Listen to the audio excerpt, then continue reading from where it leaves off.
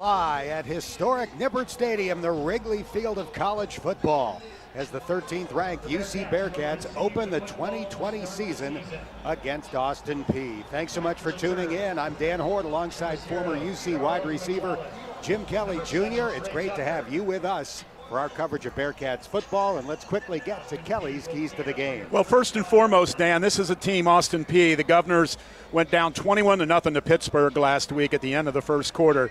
So following in the same kind of footprint or blueprint, you want to get up on these guys early. I had set my keys up, assuming the Bearcats would win the toss, defer, and be on defense first.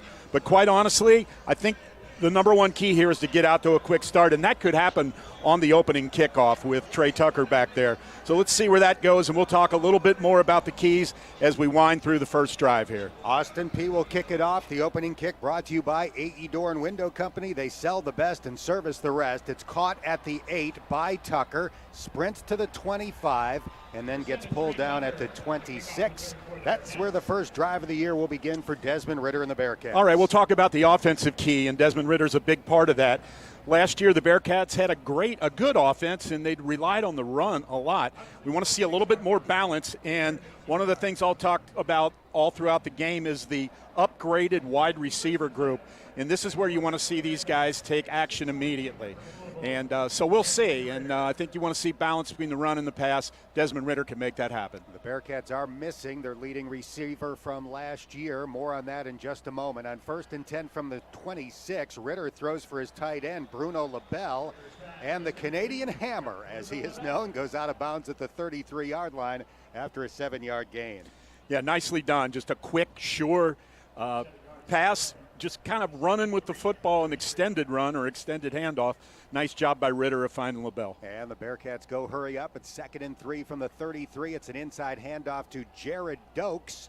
And the young man from Indianapolis has the Bearcats' first down of the year as he picks up 3 yards to the 36. Yeah, nicely done. And we're going to see running back by committee. Jared Dokes out of the game right now. Ryan Montgomery in, playing at the slot on the right side. Very interesting. So on 1st and 10 from the 36, the Bearcats have an empty backfield, 3 receivers left, 2 to the right, including Ryan Montgomery, as Jim mentioned, in the slot. Ridder back to throw. He's going to step into a deep ball down the middle of the field. Incomplete, intended for Ja'Shawn Jackson, who did have a step on his defender, but the throw is just a hair too long. He sure did. Got the inside guy and the trips to the left side. Jackson kind of sold it to the outside, made a cut, came back to the post, and just overthrown a little bit by Desmond Ridder.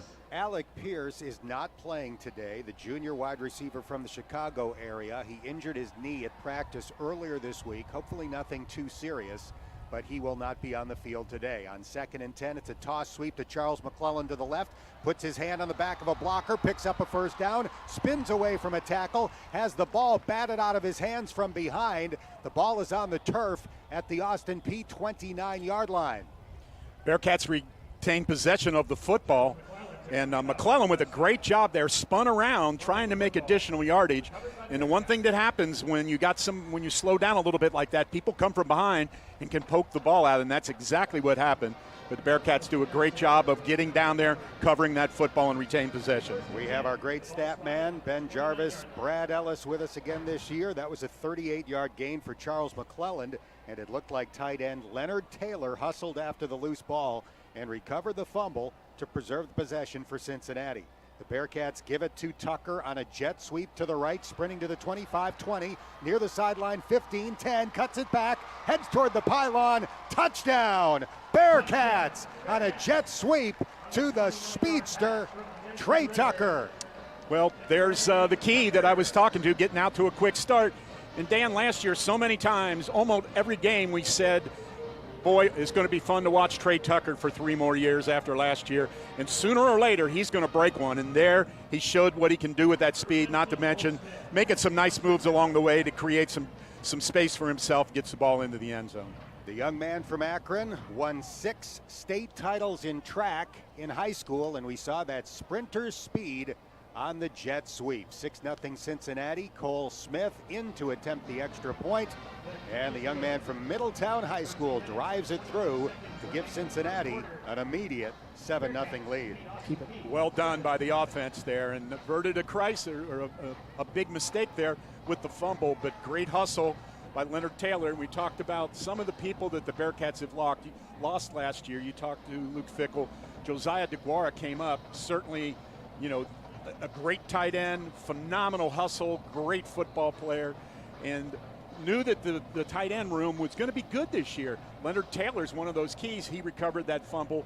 Bruno LaBelle picked up right where DeGuara left off, kind of coming in motion across the field, went out into the flat, caught that pass for 7 yards on the Bearcats' first offensive play. 29 yards on the touchdown run for Trey Tucker. Not the longest run of his Bearcat career. He had a 32-yarder in Cincinnati's last game, the Birmingham Bowl victory on a cold, rainy day in Birmingham over Boston College. Was it? As a matter of fact, it was. Yeah, it was. Quite different today. It's gorgeous. 60 degrees, a little bit of wind, 8 miles an hour coming out of the east-northeast. Probably not much of a factor. Bright sunshine, barely a cloud in sight, no chance of rain. A gorgeous day for the hundreds of fans in attendance today here at Nippert Stadium. More on that in just a moment. Cole Smith ready to kick it off. Austin Peay does not have its leading kickoff returner today. This kick is going to bounce at the 13. It is scooped up at the 5-yard line. The Governor's running it back, and the Bearcats will make the stop right at the 25, so the equivalent of a touchback. Well, let's talk a little bit about those upgraded positions, and or the ones we want to look at. In linebacker is certainly one of them. And what I was going to say, if the Bearcats played defense initially, I look for this defensive line to create havoc in a big-time way for Austin Peay. And that being said, the linebacker group that we want to watch could be recipient of that strong play up front by this defensive line, and look for him to put pressure on the quarterback. Look for a pick out of that linebacker group. Jeremiah Oatsball is the quarterback, coming off a great year. It's a zone read handoff to C.J. Evans. Evans tackled at the 29. He picked up 4 on the very first play of the college football season. Austin Peay against Central Arkansas. That running back, true freshman C.J. Evans, went 75 yards for a touchdown. It's quite a start to the season. Good way to get started. Austin Peay had a chance to win that game. Couldn't stop Central Arkansas and ended up losing it by a touchdown. Austin Peay coming off an 11-win season, just like Cincinnati. 2nd down and 6 after the 4-yard run. Oatsball throws, caught by Evans, and he is going to run for a first down before the Bearcats can get him out of bounds at the 38-yard line. Lamont Gardner with the tackle there pushed him out of bounds, and we haven't even got to the secondary yet. This much heralded Bearcats secondary. Lots of star power back there, and going to be interesting to watch them all year as they really have a loaded secondary. Javon Hicks was honorable mention all-conference last year, and he can't start this year on this secondary. That's how deep and talented Cincinnati is in the secondary. That was a 9-yard gain on the short pass. 1st and 10 for Austin Peay. Oatsball running the option, pitches it to Evans, sprinting toward the far sideline, and the Bearcats shove him in the lower back and toss him out of bounds at the 40-yard line. Darian Beavers with a tackle for Cincinnati. Beavers does a great job there of getting to the edge, pushing him out of bounds, only a pickup of 3. C.J. Evans out, and former Ohio State Buckeyes running back Brian Sneed checks in. Very highly touted recruit out of Armwood High School in Tampa, Florida. The same high school as new Cincinnati running back Jerome Ford. They were high school teammates. Oatsball runs a quarterback draw. He's met in the backfield and tackled at the 39-yard line for a 1-yard loss. First tackle for loss of the season for the Bearcats. Joel DeBlanco, nice job of skating off a block there and getting into the backfield, creating penetration, that's a tackle for a loss. So 3rd and 9. Let's see what the Bearcats can do here. Bearcats go to their dime defense. Look out for J. Sanders as a pass rusher from the right side of Cincinnati's defensive line, and Ethan Tuckey from the left edge. One deep safety for UC. Oatsball catching a shotgun snap, drops straight back, bouncing in the pocket, lofts it downfield, and a running catch made in Cincinnati territory. Derek Forrest will eventually get the receiver out of bounds. That was a well-thrown ball by Oatsvall, and the catch is made by Justin Gibbs. Yeah, nicely done. And I'll tell you what, well protected that time. Cincinnati went with a blitz package. Jarrell White came up on the inside, and they sent 5 guys that time. Nobody got near Oatsvall whatsoever. He delivered a strike. And I beg your pardon, the catch was made by Benico Harley, not Justin Gibbs. Harley should be easy to pick out because he wears a hoodie under his jersey. 1st and 10. Oatsvall throws, and it is caught. A one-handed stretch with the ball by D'Angelo Wilson. He was blanketed by Arquan Bush, and somehow D'Angelo Wilson, coming off a tremendous season, made the catch. And Dan, you mentioned the year that Javon Hicks had last year. How about Arquan Bush in his first game last year with 2 picks and a fumble recovery in that game? So a lot of talent in that secondary, and that was good coverage there. But give credit where credit's due. That was a great catch. D'Angelo Wilson had 89 of them a year ago for more than 1,500 receiving yards. He had one of the best years of any receiver in college football. On 2nd down and 2, it's a quarterback draw. Oatsvall running up the middle of the field between the hash marks, and Derek Forrest will touch him down at the 31 after a 5-yard gain and a Governor's first down. Yeah, Oatsvall improvised there. He saw the blitz package coming on the edge, both sides. Not sure exactly who he was going to throw the ball to, but he saw everything coming at him, just decided to keep the ball. Made it look like a quarterback draw, but he knew he needed to get out of there quickly. The Bearcats playing with 3 down linemen on defense right now. It is 1st and 10. Austin Peay at the Bearcat 31. Cincinnati leading 7-0. Here's an option pitch to the left, a dangerous one. Good catch by the running back, C.J. Evans, and he stretches it out to the sideline and goes out of bounds at the 27 after a 4-yard run. You mentioned dangerous. I don't think Evans realized that Oatsvall was going to throw the ball to him. He started up the field, realized he was in trouble, tried to take it wide, talking about the quarterback Oatsvall. At the last second, he threw it out into the left flat. It does pick up yardage.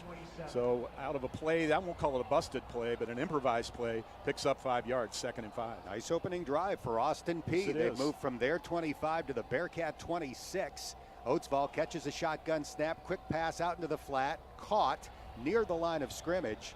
And the receiver, tight end Eugene Minter, goes out of bounds after just gaining a yard, maybe 2.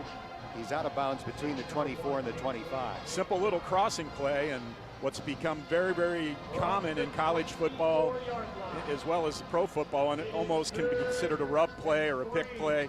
Avoid contact at the last minute, but you force that DB to go around the outside guy coming to the inside. That's exactly what Austin Peay did there to pick up that reception. Oatsvall is 4 for 4. Here's a zone read handoff to Evans, and he is tackled very close to the first down marker, right on the left hash marks. It looks like he has a first down, and he does, getting exactly what he needed to the 21-yard line. Sure did. Didn't need much.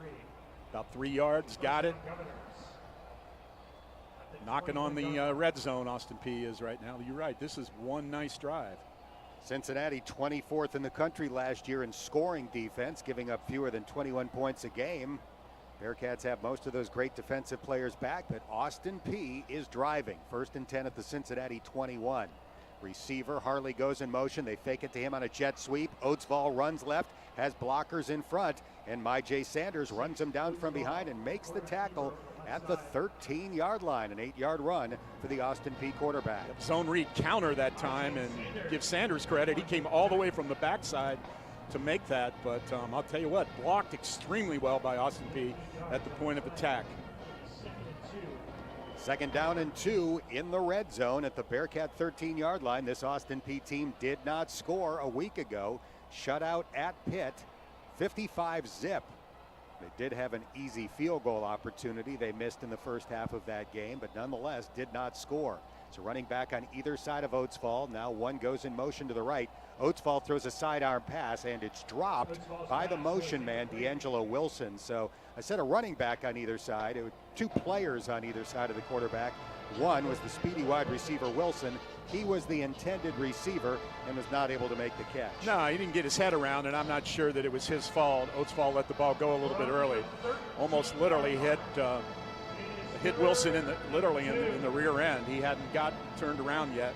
Right on the money, it hit him, but he couldn't get around to make the catch. So 3rd and 1 now. Make it 3rd and 2. Austin Peay lines up in a pistol. Now Sneed motions to the quarterback's left. They throw it out to him in the flat, and he is tackled short of the first down. He needed a couple, only gained one. Decision time for interim head coach Marcus Lovings, and it looks like he's going to bring out the field goal unit on 4th down and about 1.5 yards. Yeah, you had mentioned that missed field goal against Pitt. I wondered if they might not go for it here at 4th and 1.5. But they don't hesitate at all. Coach Lovings brings in the field goal unit. It'll be a 30-yard try. Grant Paulette missed a 35-yarder last week. He has hit one this year from 28 yards out. The snap was high. Nice job by the holder to get it down. And Paulette rips it through for 3 points for the Governors. So each team scores on its opening possession. We have a timeout with 6:21 left in the first quarter here at Nippert Stadium. Cincinnati 7, Austin Peay 3. This is Bearcat football presented by R&L Carriers on 700 WLW.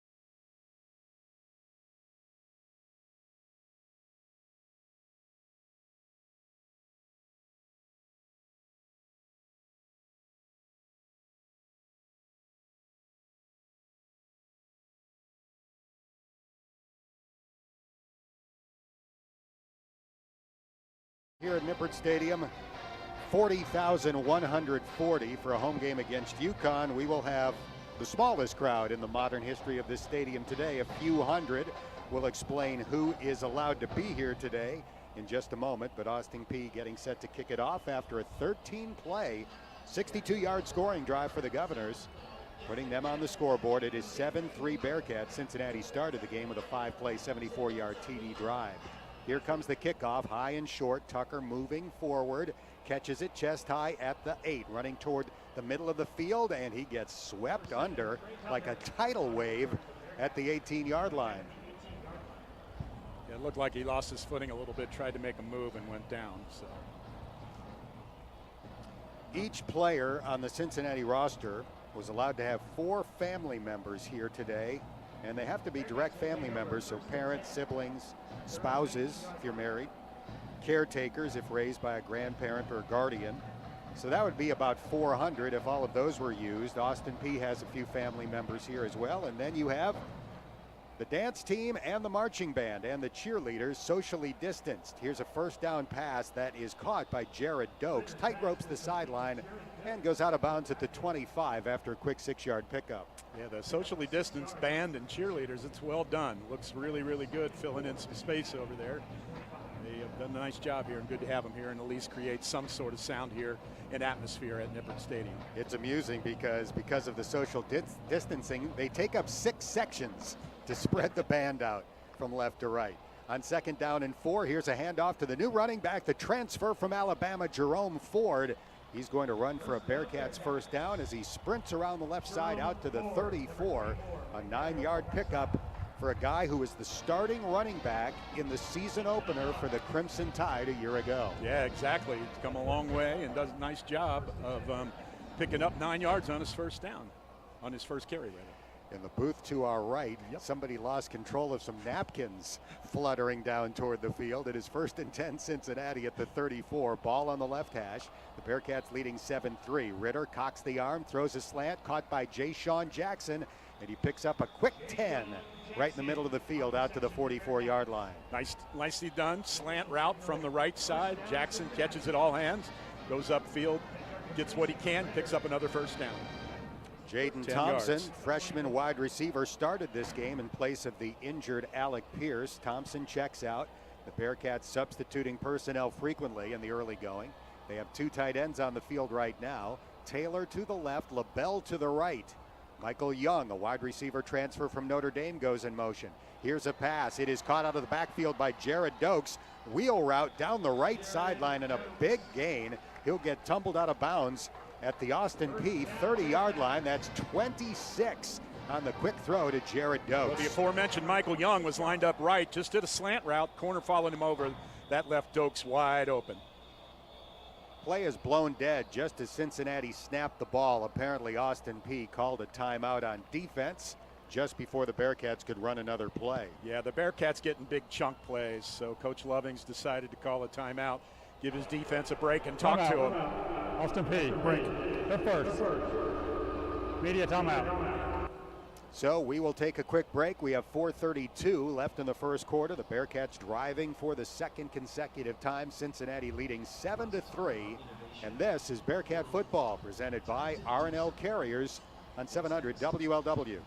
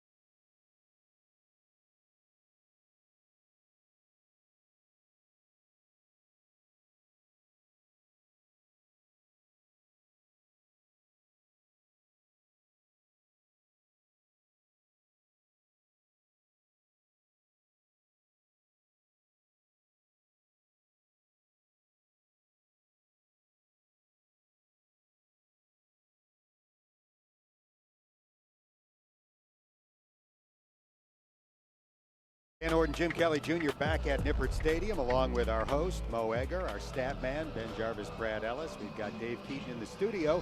Tony Pike had a prior commitment. Tony is not with us today, but we will have Tony on the sidelines this season. Look forward to having him back with his insight, although I guess technically not sure if he'll be on the sideline. Right now, the lower 6 rows of Nippert Stadium are blocked off to keep spectators away from players. All the fans that are here today, family members of the players, are in the lower bowl. And you do have a few people that have found spots or outside the perimeter fencing just to get a peek of college football. Cats have it at the 30-yard line of Austin Peay, leading 7-3. Early movement on the line will blow this play dead. Yeah, I believe it's Austin Peay jumped on that. I didn't see any flinch from the Bearcat offensive lineman. We'll see. That was Hudson out there. Yep. Offside. Defense. 5-yard penalty. Till first down. Not bad. That's Harper on that side, and I didn't see him flinch, so that'll go against Austin Peay. Be 1st and 5 for the Bearcats. Austin Peay has a very interesting player on the defensive line, Josephus Smith, 5'9", 285. It's an interesting physique, but he's a very good player. 1st down and 5 after the 5-yard penalty. Ritter hands it off, inside run for the Bearcats, and this time Austin Peay stops it after just a 1-yard gain. That was Ryan Montgomery with his first carry of the season. By the way, on the jet sweep touchdown by Trey Tucker, apparently it was just a little forward pitch as Tucker ran in front of the quarterback, so statistically that becomes a passing play, even though for all intents and purposes it's designed just like a run. Yep, a lot of 1-yard passes that you see on that play now, and they pick up a lot of yardage in most cases. 2nd down and 4. Tucker going in sprint motion behind the quarterback. Play action fake. Wide Ritter's open, going to Tucker. throw it into the end zone, and it is incomplete. And he's raising his hand right now saying, Dez, I was wide open, and he was. He came across in jet sweep motion. They faked to him. Man coverage that time, and his man didn't come across the field with him. He was wide open out in the left flat, and Desmond Ridder missed it. He threw it instead for Michael Young, the Notre Dame transfer. There were a couple of defenders around him in the end zone, so poor decision that time. It is 3rd down and 4 as a result. Ritter's under center. Bearcats have 2 tight ends attached to the left side of the line. Ritter hands it off. Dokes finds a hole left side and stumbles forward for the 1st down. He makes it down to the 17-yard line. That's a 7-yard pickup for Jared, and the Bearcats convert on 3rd down and 4. First 3rd down conversion that they were faced with today, and they convert 1 for 1 on the day. Jared exits after the run. Jerome Ford checks in. Bearcats have 2 receivers going out to the left, Thompson and LaBelle. 2 receivers going out to the right, Tucker and Young. Ritter in the shotgun. The Bearcats in the red zone. They have it 1st and 10 at the 17. Ritter claps his hands, catches a chest-high snap, floats a pass out to the left, caught by the tight end Bruno LaBelle. He gets knocked out of bounds at the 9. That's a 7-yard pickup, and the Bearcats are inside the Toyota red zone. It's brought to you by your local Toyota dealers. Visit buyatoyota.com for all Toyota offers. Toyota, let's go places. 2nd reception of the day for Bruno LaBelle, the exact same play in both catches. Nicely done and nicely executed by Ritter. The senior from Montreal, Bruno LaBelle. 2nd down and 3 from the 9-yard line of Austin Peay. Josh Wiley goes in motion, the tight end out of LaSalle High School. Here's a handoff to Jerome Ford, and a nice stop by Austin Peay at the 6. Does look like that would be a Bearcat 1st down. You think so? I'm thinking he's a, nope, they signal 1st down. My bad. I thought he's about a half-yard shy. McClellan in the game, and Chuck, as his teammates call him. Great nice to see run him there. back. Yep, right out of the bat. Yep, great to see him back after that severe knee injury he had last year. Happened in training camp before the start of the season. 1st and goal from the 6. Ritter claps the hands, catches the shotgun snap, hands it to Charles McClelland, and that defensive lineman I referred to earlier, Josephus Smith, using the low center of gravity, made the stop near the line of scrimmage. Sure did. Nice job there. He did not give up 1 inch. Of course, at 295, you're going to be hard to push out of there, and being that low to the ground. And he did a nice job of wrapping up McClellan as well for the no gain. They call him the mini fridge at 5'9", 285. 2nd and goal from the 6. Jared Dokes back in at running back. Lenny Taylor goes in motion from left to right. Ritter fakes a handoff, and he'll be sacked back at the 10. Set up to throw and never had time to cock the arm as he was nailed at the 10-yard line. First sack of the game for Austin Peay. Absolutely. Jay Sean Jackson coming on the slant route. Michael Young was one-on-one, had basically the whole 3rd of the right side 3rd to himself, but Ritter couldn't get the ball released. So now it's 3rd and goal from the 10. We have early movement. Ritter will go ahead and throw it toward the left pylon. His pass is incomplete, but there's a penalty flag down, and it should be a 5-yarder, I would think, on Austin Peay. That is correct. 2nd time they've gone on that hard count that Ritter uses, and same exact. Offside. Number 15, defense. 5-yard penalty. Repeat third down. Yep. Defensive end Jakaris Martin, the guilty party, so that makes it third down and goal from the 5 for the Bearcats, who lead at 7-3. We're down to 1:15 to go here in the first quarter. 3 receivers right, 1 out to the wide side left. Now we've got movement on the opposite side of the offensive line. Ritter goes ahead and throws it into the end zone looking for a free play, and the pass is incomplete. Yeah, he just goes ahead with the motion. It's not a dead ball foul. If the offensive line moves and it's a false start, the play's blown dead and the play doesn't happen. Number 93 defense. After to the line. Replay down. So back-to-back jumpiness on Austin Peay. That time it was Javon Young, sophomore defensive end from Nashville, and it is third and goal from the 2.5. So the difference there is if the defense jumps, the play can still take place. So Ritter's, that's the third time that's happened, and all 3 times he's taken a shot at the end zone. Bearcats have 2 tight ends in the game. Desmond Ritter under center. Ball's between the 2 and the 3. Wide receiver motions toward the formation. It's an inside run, and Dokes will not get in. He's down to the 1. Fourth and goal from the 1. And we know Luke Fickell's history well enough to know that we are not going to see the kicker, Cole Smith. Didn't even hesitate one bit. Brought in Leonard Taylor, Cam Jones. So there are 4 tight ends on the field. 3 on the right side, 1 on the left side. Desmond Ritter moving away from the center. It's going to be a direct snap, a Wildcat snap to Jared Dokes. Catches the high snap, runs right, and lunges into the end zone for a Bearcats touchdown. Saw Michael Warren do that a lot last year. Desmond Ritter would vacate, go out into the Wildcat or out into the right flat. Makes it a Wildcat situation. In this case, Jared Dokes does it. Kind of spies a spot where he thinks he wants to go behind. Does that, gets into the end zone for the Bearcats' second touchdown of the day. So 2 drives, 2 touchdowns for Cincinnati. The big play on that drive, the 26-yard short pass to Jared Dokes. And Dokes eventually scores the touchdown, running it in on 4th and goal from the 1. Cole Smith will attempt the extra point wearing bright shoes, a reddish orange that really stand out here at Nippert Stadium. His kick is up and through, and the Bearcats have taken a 14-3 lead with 33 seconds left here in the first quarter. We'll take a timeout. Cincinnati up by 11, and it's Bearcat football presented by R&L Carriers on News Radio 700 WLW.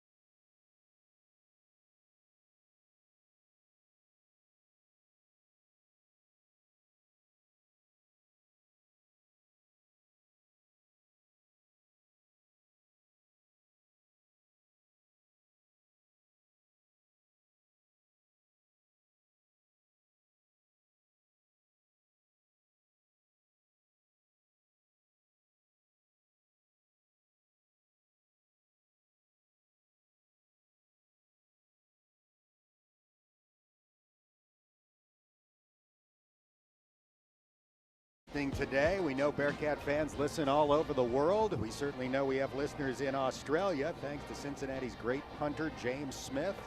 Hopefully his folks, who we've met before, are tuning in today. Unless they're here, they always come to Cincinnati during the course of the season to see their great punting son, James Smith, certainly an All-American candidate this year after receiving All-American honors a couple of years ago. Yes, and it's questionable whether he'll get onto the field today, other than holding. He He does hold for extra points and field goals. His holding has been exceptional Yes. thus far, in case the So family's far. listening in Australia. So let's talk a little bit about Cole Smith getting an opportunity to come back in as the kicker.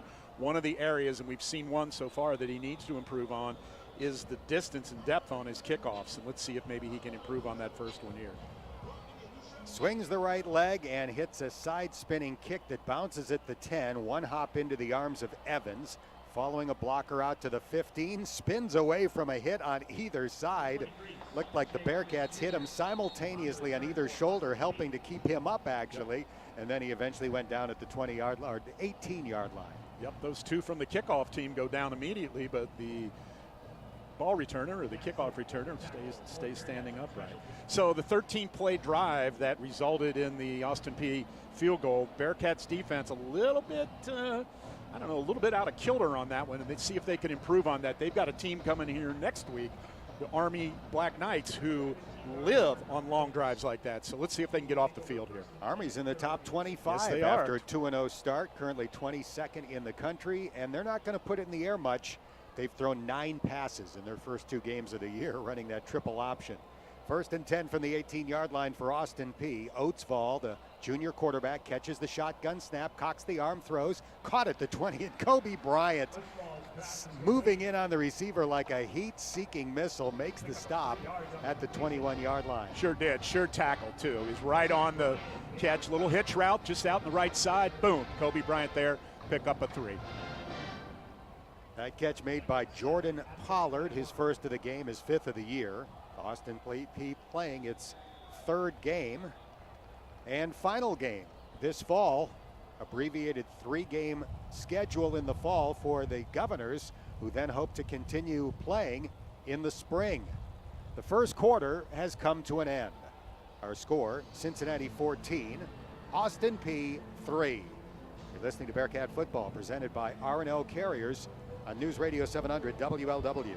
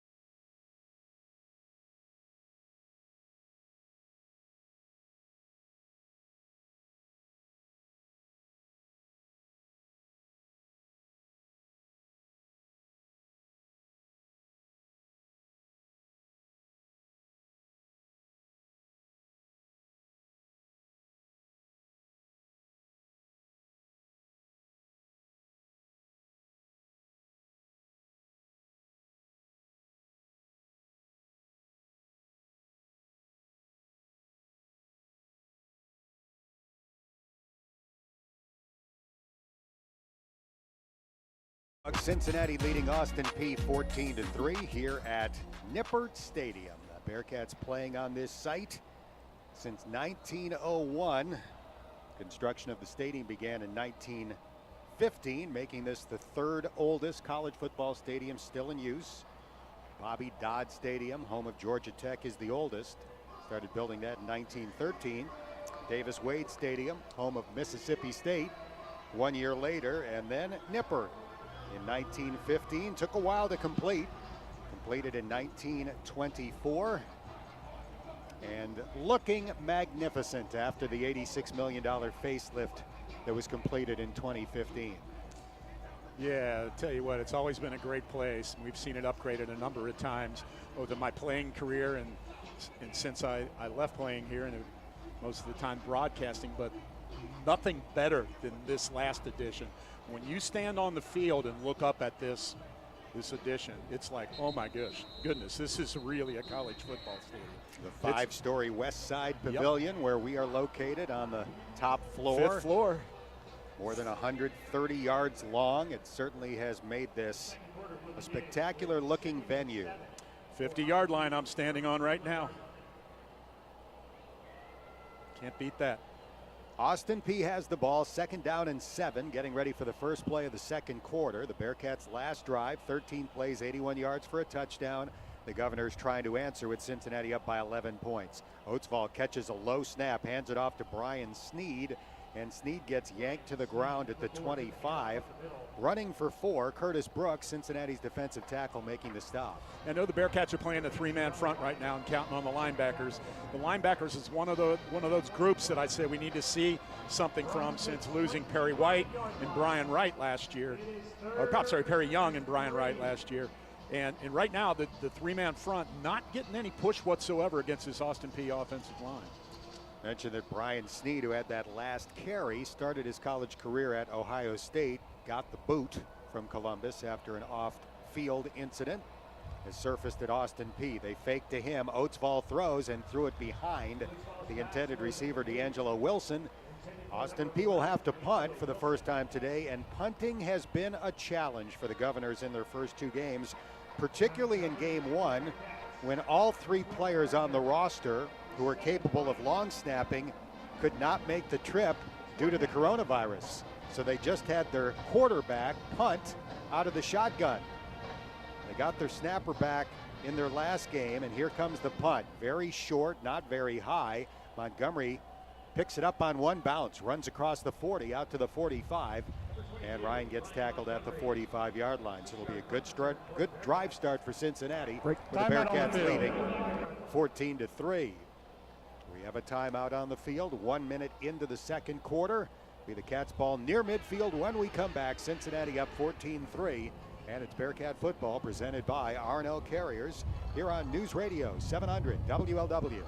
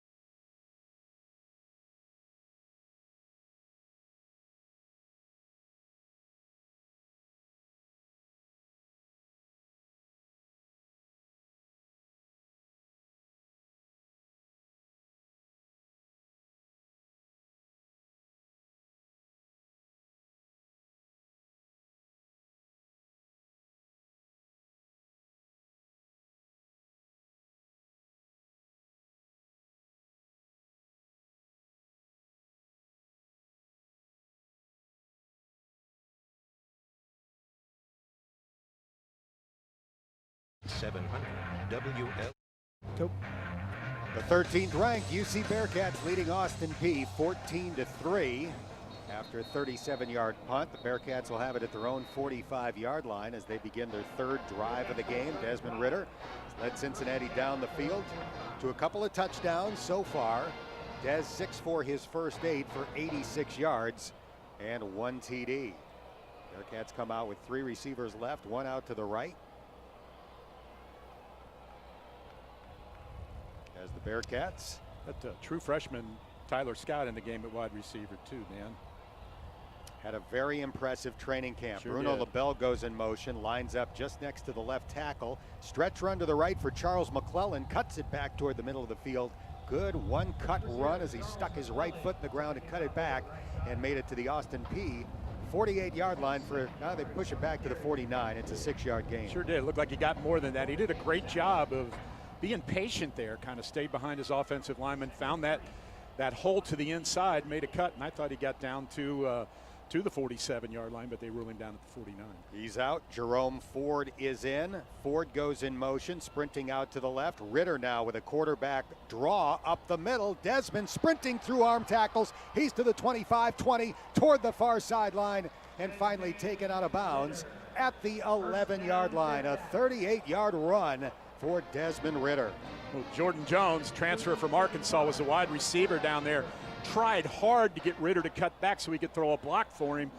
When I say cut back, he did make one cutback, but at the end to get him into the end zone, Jordan couldn't make that block, but nice job by Desmond Ritter. He ran right through the arm tackle attempt of safety Jonathan Edwards. Bearcats are in the red zone, the Toyota red zone. They have it 1st and 10 at the 11-yard line. Ritter catches a shotgun snap, handoff Jerome Ford. Ford down to the 5. Austin Peay having trouble getting him down, and he's finally wrestled down to the ground at the 4-yard line. Yeah, Jerome Ford, 5'11", 215. He's a tough one to bring down. You saw Michael Warren for the last 3 years, the previous 3 years, just being almost impossible to stop at times like that. Ford's a little bit bigger. And speaking of Austin Peay, I believe that game 3 years ago was the first game that Michael Warren played in. I think he got 7 yards in that opening game in 2017. 2nd and 3 from the Austin Peay 4. Ritter turns right, hands it off. Jared Dokes looking for his 2nd touchdown. He stopped at the 1, but that will be a 1st down. It'll be 1st down and goal from the 1 for Cincinnati, and the Bearcats will line up as quickly as they can. Trying to catch Austin Peay off guard. Ritter turns right, gives it to Dokes, jumps toward the end zone. He's in for his 2nd touchdown of the game, and the Bearcats have scored TDs on their first 3 drives. You're well done, and again, Desmond Ritter gets a lot of credit there. Did a great job of, number one, making that big run, utilizing his speed and power. You mentioned him getting by the safety. He literally blew through the safety that time. Got the ball down to the 11. The Bearcats take advantage. We're able to get a 1st down inside the 1, and Jared Dokes gets into the end zone. Sam Crosa did not miss an extra point last year. Cole Smith, 2 for 2 so far today. James Smith, no relation, ready to catch and hold. He puts it down, and Cole Smith's kick is perfect. And so is Cincinnati's offense in terms of touchdowns per possession. 3 for 3 thus far after a 5-play 55-yard drive. The big play, the long run by Desmond Ritter. We'll take a timeout. 3 minutes into the 2nd quarter. 21-3 Cincinnati. This is Bearcat football presented by R&L Carriers on News Radio 700 WLW.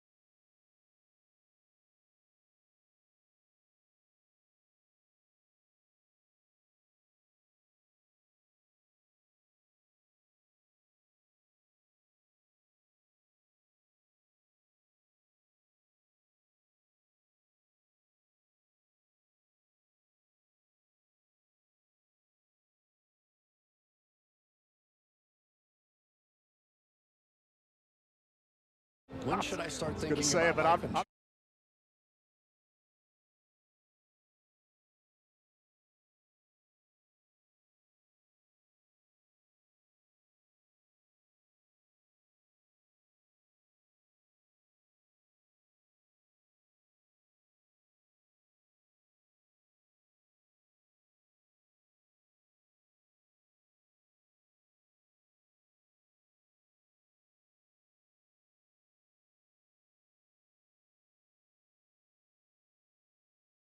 Stadium a few years ago. That was the very first game that Luke Fickell coached as the Bearcats head coach. Cincinnati won it, but it wasn't easy.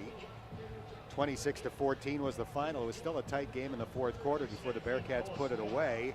Cincinnati has jumped in front in this one, 21-3. And Cole Smith is getting ready to kick it off for the 4th time today. Wear out those orange shoes, which is fine with me.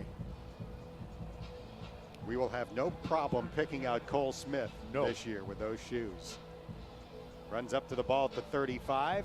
This is a higher kick, and Evans is going to watch it soar over his head. It hits the first C in Cincinnati, top of the C, before bouncing through the back of the end zone for a touchback. Yeah, and since this is the first time he's kicked off in that direction, I looked up at the flags above the pavilion, and there's virtually no wind, so much better job that time by Cole Smith of putting that kickoff deep into the end zone. No wind, but lots of sunshine. Yeah, absolutely. Beautiful day. It was actually kind of chilly when we woke up today. It was. For run and walk this morning, and had to literally wear a long sleeve shirt and a jacket.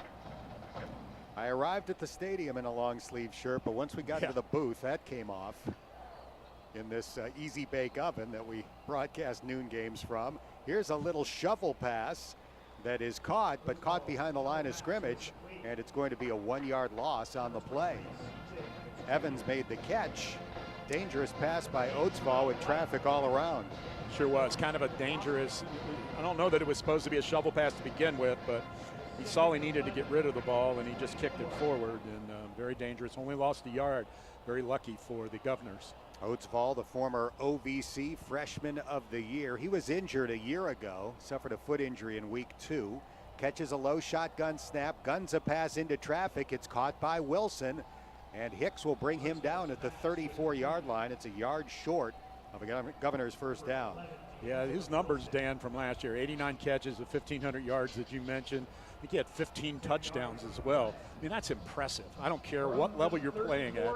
Be able to dominate the offense like that, or dominate, the defense like that from an offensive side of the football. Very, very impressive. He had 8 100-yard receiving performances, and he is a Kentuckian. He's from Bowling Green, Kentucky. And not far from Clarksville.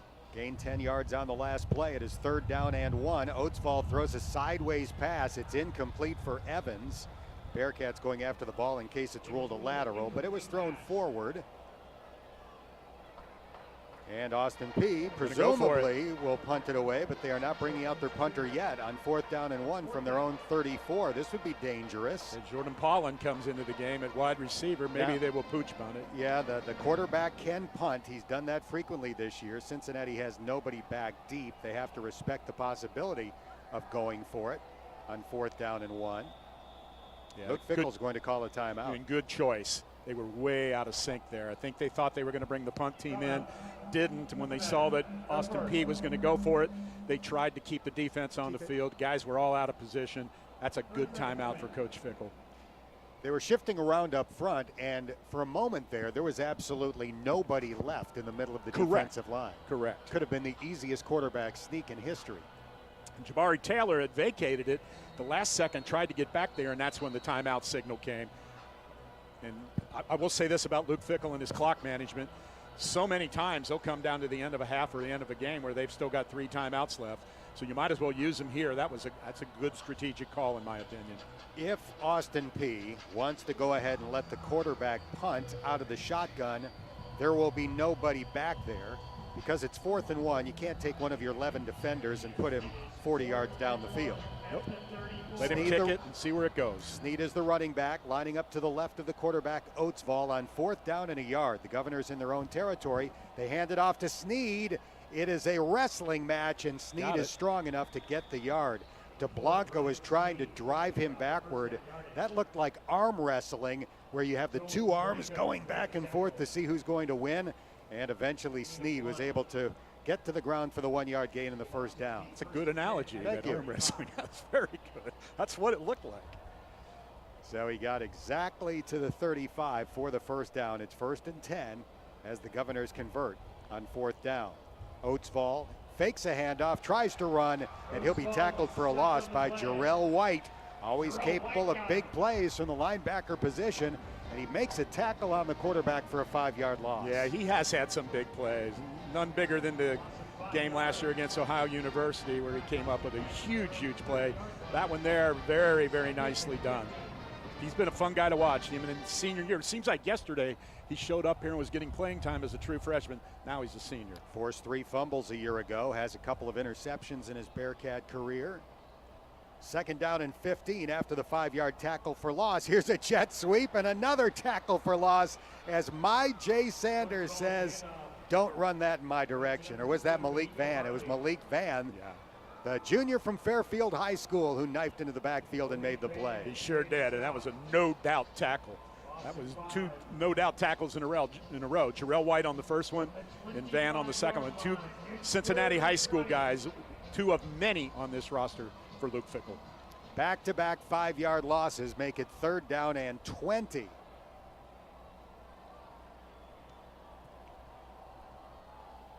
Oatsfall in the shotgun, 5 yards behind his center. Brian Sneed to his right.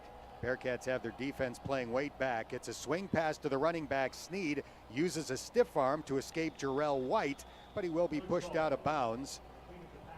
Knocked out by Taj Ward after a gain of about 10. And Austin Peay will have to punt it for the 2nd straight drive. Yeah, they won't be going for it on this time, but nice job that time. Jarrell White slowed Sneed down big time, but couldn't make the tackle. Cole Deeds is the punter. Ryan Montgomery back to return. See if Cincinnati can go after Deeds, who had one blocked last week at Pitt. Well, the Bearcats last year, quite a streak of blocking kicks. Snap is good, not much pressure, but kind of a shank. Turns out to be a decent kick as it's going to roll along the sideline before trickling out of bounds at the 29. Keep it. A 40-yard punt that actually traveled about 20 in the air. Yeah, shouldn't get credit for 40 yards on something like that, but nonetheless, it's football. That's the way it works. So from that perspective, Bearcats still with decent field position. They'll start this drive at their own 29.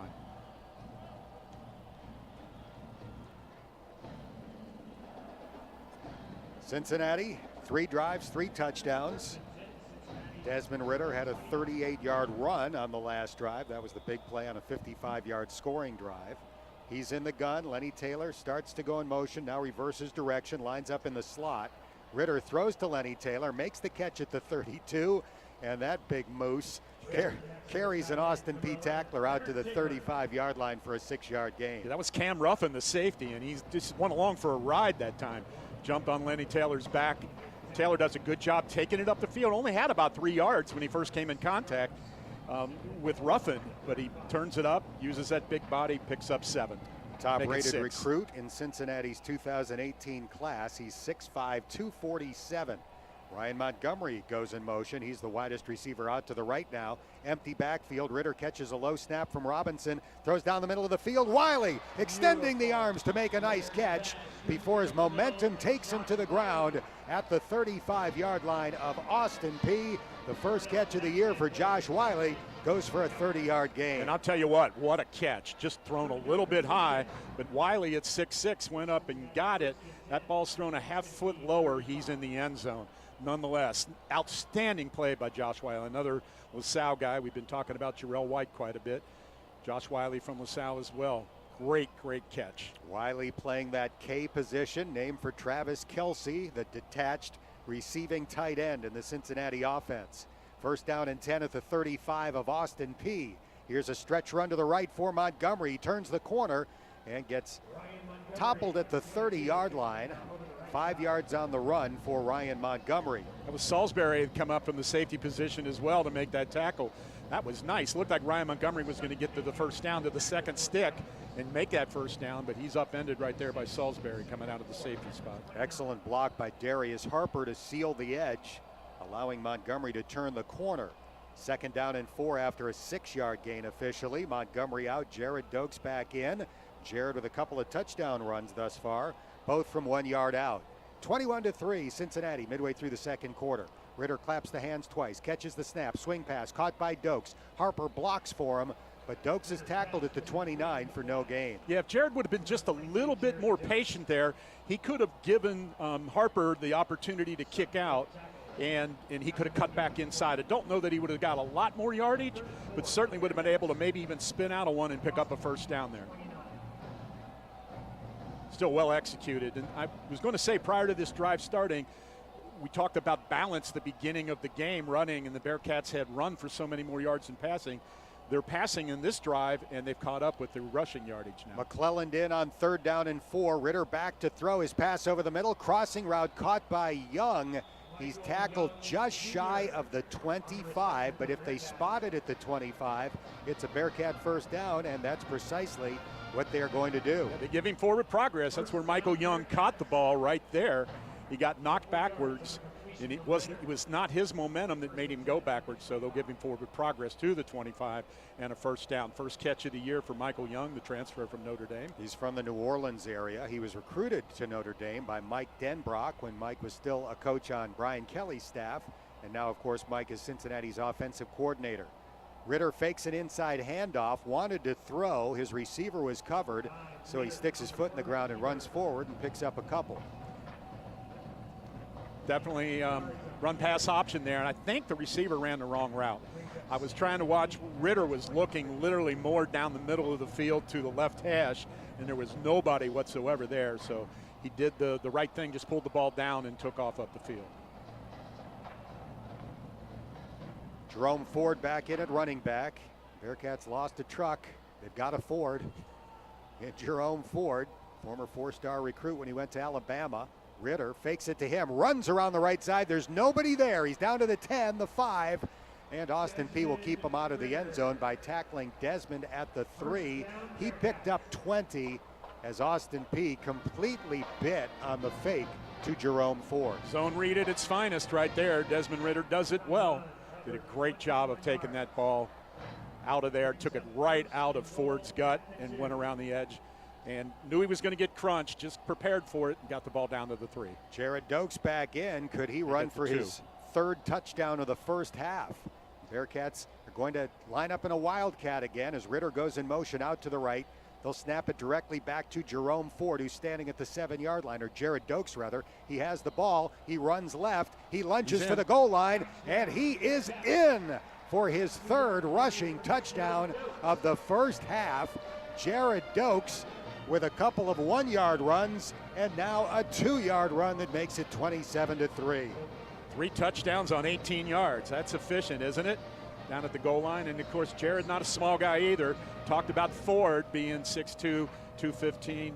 Dokes is a big guy too, and he can get in there, and he's proven that today by his 3 touchdowns already. So 3 rushing touchdowns in the first half for senior Jared Dokes from Indianapolis. Cole Smith's PAT is good, and the Bearcats have scored touchdowns on all 4 of their 2020 possessions. We've got a timeout on the field. We'll take one too. 3:39 remaining in the half here at Nippert Stadium. 28-3 in favor of the 13th ranked UC Bearcats.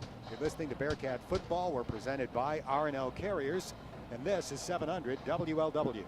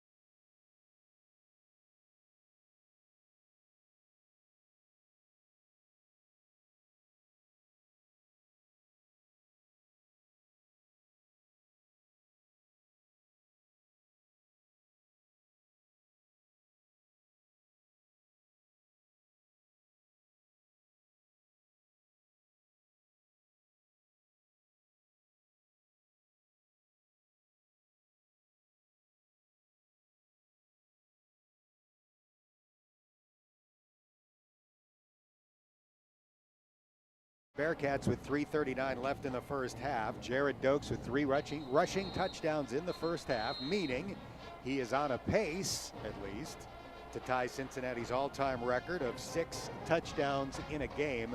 It's an amazing nugget in Cincinnati history. It's a record that's lasted 108 years.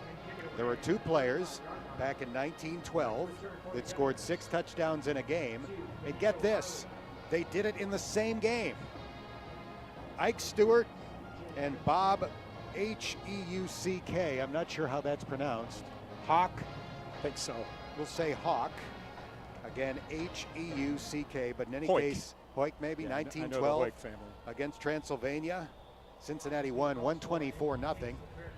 And each of those guys scored 6 touchdowns in the same game. This kickoff is going to be fair caught, even though it did not reach the end zone. You can do that in college football, meaning Austin Peay will get the ball at the 25-yard line. Yep, good choice. Ball was really, really high. It was short inside the 10, just inside the 10. But why not fair catch it and get the ball to the 25 and give your offense an opportunity to have decent field position? Cincinnati's first touchdown came on a 29-yard pass. Technically, it was kind of a jet sweep play to Trey Tucker. Since then, 3 short runs by Jared Dokes. 1st and 10 for the Governors of Austin Peay, with Cincinnati up 28-3. Oatsfall is going to float a high pass down the left sideline, and it is incomplete, intended for Benico Harley. Defended by the Freak, who is back in 2020. James Wiggins suffered that torn ACL 2 days before the season opener last year against UCLA after a spectacular season the year before when he was 2nd team all-conference. Told me in training camp this year his goal is 10 interceptions this year, which would be something in a 10-game season. Of course, the Bearcats hope to play more than 10 and likely will. Here's a handoff on 2nd and 10. And the Bearcats will make the stop at the 28 after Evans runs for 3. Austin Peay 2 out of 6 on 3rd down conversions so far today. This one favors the defense. Let's see if they put some pressure on him. Previous time before the punt, Myjai Sanders was able to get to Oatsfall and put some pressure on him, make him throw an errant pass. Let's see if they can get to him this time. Sanders lines up, standing up on the left side, getting ready to rush. Tucky on the right side, so the Bearcats do have 4 defensive linemen in to rush the quarterback on 3rd down and 7. Forrest single high safety. Oatsfall ready for the shotgun snap, catches, looks, throws. It is caught, and it's going to be a 1st down. Short throw, and then with a yards after catch, Jordan Pollard picks up the 1st down as he runs to the 37. Yeah, I tell you what, that's nicely done. Absolutely nicely done. Kind of a combination zone man there. Had the underneath guy running zone, and that was Beavers, and they found the window in between, and before he could get into the next level where the safeties were, picks up the 1st down. 2:20 left in the half, 28-3 Bearcats. Oatsfall again looking to throw. His pass goes right through the hands of D'Angelo Wilson. It was a short throw. Wilson curling toward the far sideline, and when he whipped his head around and put his hands out, the ball zipped through his hands. Yep, it was already there. It was thrown a little hot. Wiggins closing quickly as well. So probably a good incompletion there, although they would have certainly, if the ball would have been caught, would have picked up 2 or 3 yards. 3 receivers go out to the wide side right. Harley, the receiver, out to the left. Here's a screen set up for Wilson, running to the 40, middle of the field, 45. Cincinnati has to run from behind and make the tackle at the Bearcats' 48. Well, that little inside screen, if it's run right, you've got blockers down there, you can create a lot of space, and that's what Wilson was able to do. He dipped back inside, used the other receivers as blockers, found some space, and picks up that 1st down just over the 50 to the Cincinnati 49. 15 yards on the play. 33 on the day for 3 catches. Wiggins and Beaver combining on the tackle. 1st and 10 for Austin Peay at the Bearcat 49. Oatsfall fakes an inside handoff, flings it downfield. It's overthrown for Wilson, who is covered by Sauce. Cincinnati's exceptional freshman from a year ago, Ahmad Sauce Gardner, 1st team all-conference. According to the film watching gurus at Pro Football Focus, based in downtown Cincinnati, he had one of the best statistical seasons of any defensive back in college football a year ago. Stride for stride that time with Wilson down the field. He was a third-team All-American according to Pro Football Focus as a true freshman. On 2nd and 10, it's a handoff. Evans trying to find a hole. Bearcats have him by the ankles, and he is pulled down by converted tight end Wilson Huber. Yeah. Made his debut as a defensive player in the Birmingham Bowl a year ago, and now he is full-time on defense, and he made the tackle there.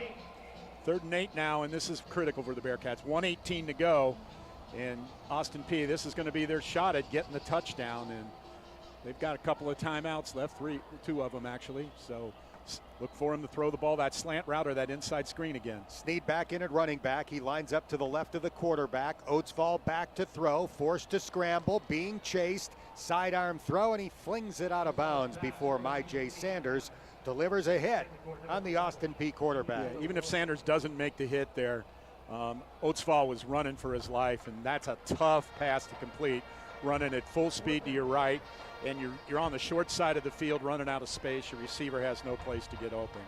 The right tackle for Austin Peay is number 55, Caleb Florence. He is 245 pounds playing tackle against J. Sanders. That's a tough matchup. Here comes the punt. This one will be fair caught at the 13-yard line, so a 34-yard punt for Cole Deeds, and the Bearcats have the ball back with 50 seconds left in the half, needing to try to drive 87 yards for a touchdown, or maybe 50 yards or so to be within the long field goal range of Cole Smith. Either one, Dan. I'm not sure what they're going to do, but this is really important. You don't get a chance to practice this a lot in summer ball. You want to go ahead and try to score some points. So see if they make a change at quarterback. They do. Ben Bryant checks in at quarterback. So after 4 touchdown drives by Desmond Ritter, Ben Bryant gets his turn at QB. Catches a shotgun snap, little twist up front by Austin Peay. Bryant tries to run a quarterback draw, and he is stopped at the line of scrimmage. I really thought that when Bryant would go in that they'd let him use that arm, and they're very content now to let some time run off the clock. If he's in now, I imagine we're going to see a lot of Ben Bryant in the 3rd quarter. If Cincinnati goes to a 3rd quarterback in this game, it'll be Michael Lindauer, not Evan Prater. That's nothing against Evan. Bryant looking to throw, and he gets sacked for a 1-yard loss at the 11. 15 seconds left in the half. In case you're wondering about Evan Prater, since the highly touted recruit from Wyoming High School is a true freshman, doesn't know the offense as well as the redshirt freshman Michael Lindauer. So even though Evan Prater is in all likelihood the Bearcats quarterback of the future, Lindauer would be number 3 today. And the remaining time in the half will run out, and Cincinnati will trot toward the locker room with a 28-3 lead. We invite you to stay tuned for Mo Egger and the R&L Carriers halftime report. Presented by R&L Carriers, your global transportation provider. Visit rlc.com. At the half, Cincinnati 28, Austin Peay 3. This is Bearcat football on News Radio 700 WLW.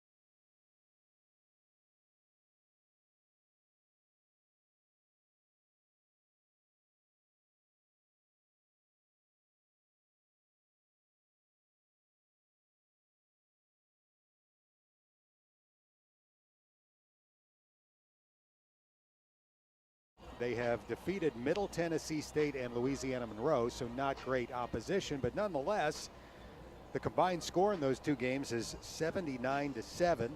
As I mentioned earlier, Army has thrown a total of 9 passes in the first 2 games of the year, 3 for 9, but rushing for nearly 400 yards per game. They were supposed to play BYU today. That game got postponed due to BYU's positive coronavirus tests. But Army's off to a great start. Navy, on the other hand, when Mo was running down the scores there at halftime, Navy trailing Tulane at the half 24-0. Navy lost its opener to BYU 55-3.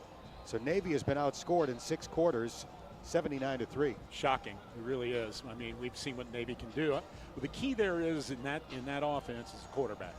They had a quarterback for the last 2 years that was outstanding, and he's now in the NFL, and they had to make a switch there, and they're still learning at that position right now. But I absolutely am shocked. And I went back and looked at Army's numbers last week, and their drives are unbelievable. Now, that's not uncommon for offenses like that. Both Navy and Army really rely on time-consuming long drives, but I believe they had a drive, Dan, 19 plays that they didn't even score on. So, I mean, that's hard to do.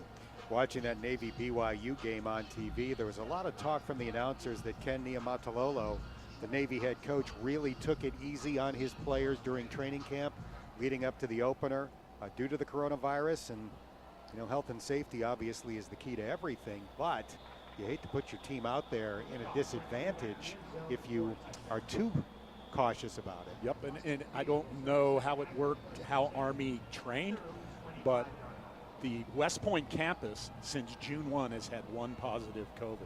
So they're doing something right up there right now.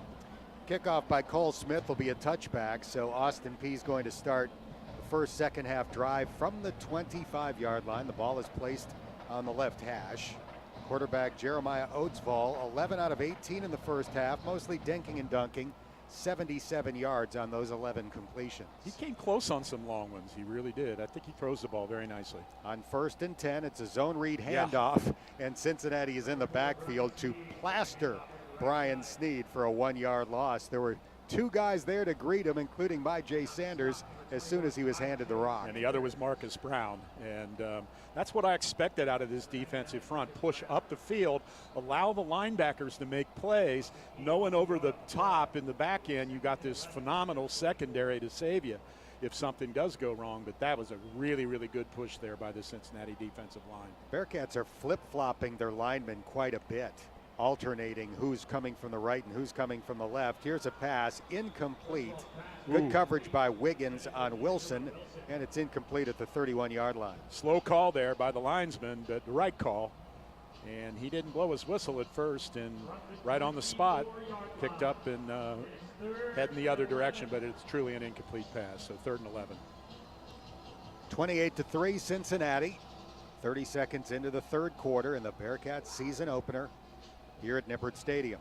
3 out of 8 third down conversions for the Governors in the first half.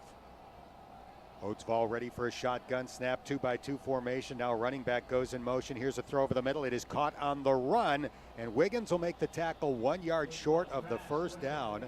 Eugene Minter on the crossing route hauled it in. Wiggins sprinting with him, and he hauled him down. It's 4th and 1, and Austin Peay will line up to go for it. No punting unit. Could be the quarterback punting again. That's possible. No, it's a handoff up the middle, and Snead once again strong enough to push defenders backward and pick up a couple of yards for the first down. Darian Beavers made the tackle. Yeah, he does run well, and I mean, he can get that yard on his own, and he's done that twice already today. He runs hard, that's for sure. Played at Iowa Western Junior College a year ago after appearing in 2 games for the Ohio State Buckeyes the year before that.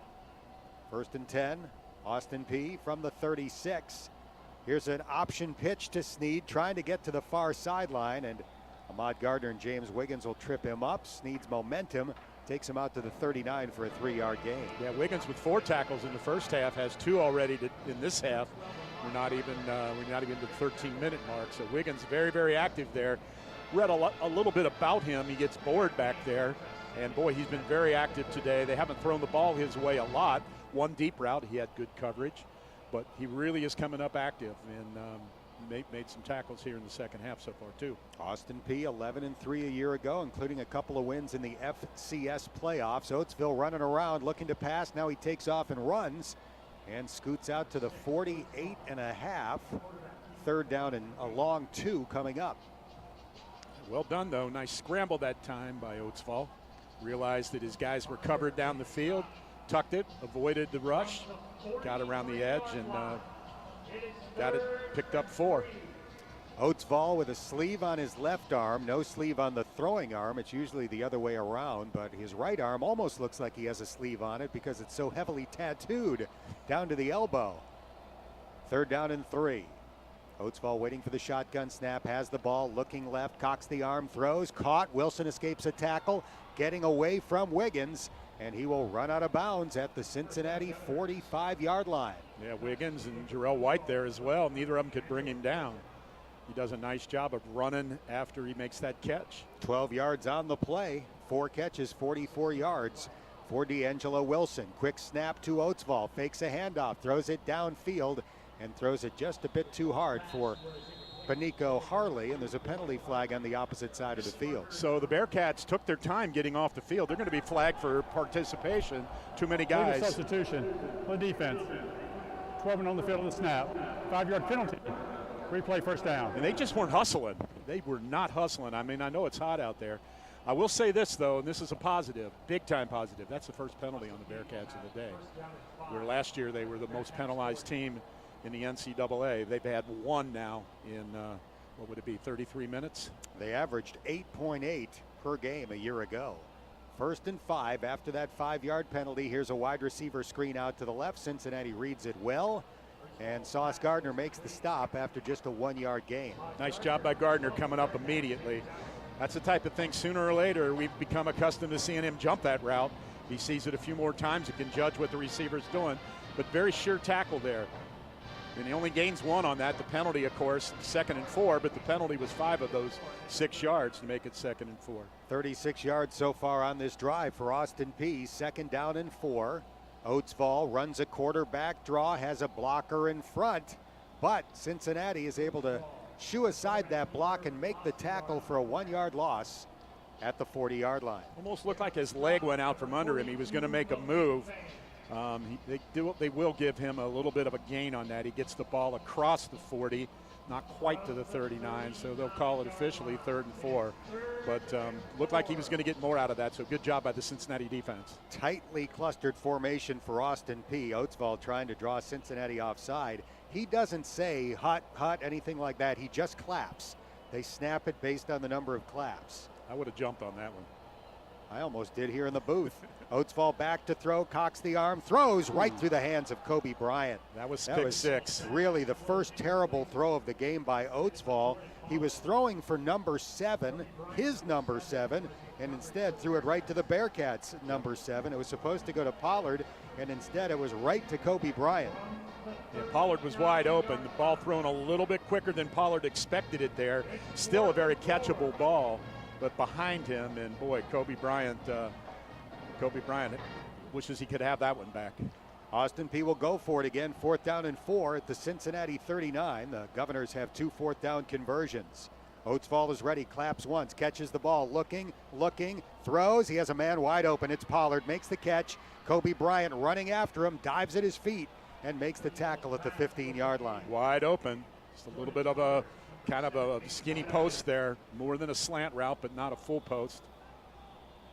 Pollard goes down after that shoestring tackle by Bryant, and he's hurt. He has to run off the field. 24 yards on 4th and 4. Protection has been good for the most part for Austin Peay. And the Governors are in the red zone. They have it 1st and 10. Their second red zone penetration of the game. Settled for a field goal the first time. Oatsville delayed handoff to C.J. Evans. Jump cut in the backfield and then stood up and tackled Jerome White. Stopped his progress at the 14. A 1-yard run for C.J. Evans. I mean, that's playing the run very, very well there by the Cincinnati defense, where they've, in my opinion, been a little bit underwhelming today is their pass rush and allowing Oatsville to sit back there and really kind of take his time and find open receivers. Second down and 9 at the Bearcat 14-yard line. Cincinnati has a 28-3 lead here in the third quarter.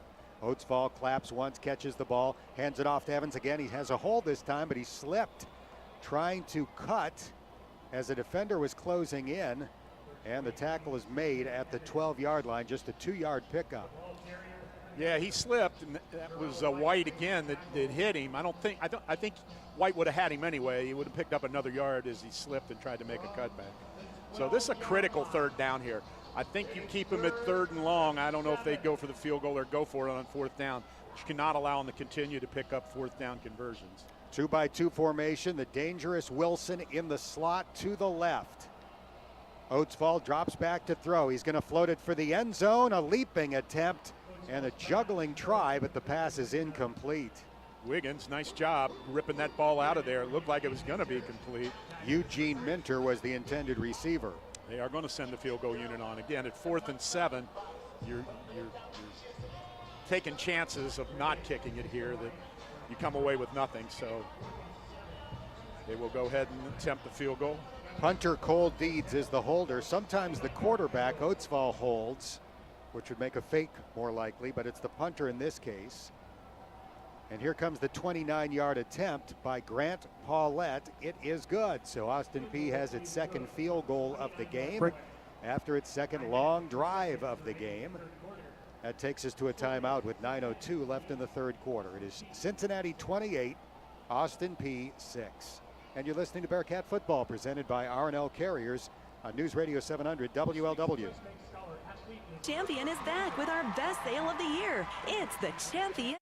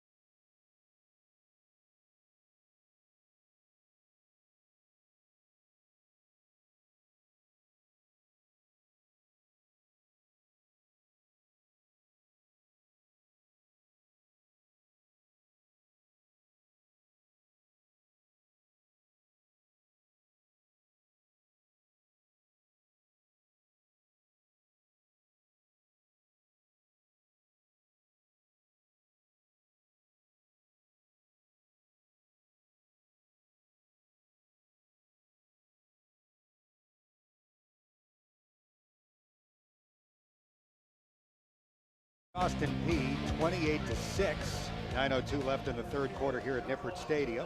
Bearcats were scheduled to open the season all along against Austin Peay. The game got pushed back several weeks due to the coronavirus.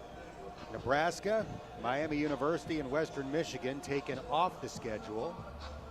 Army added.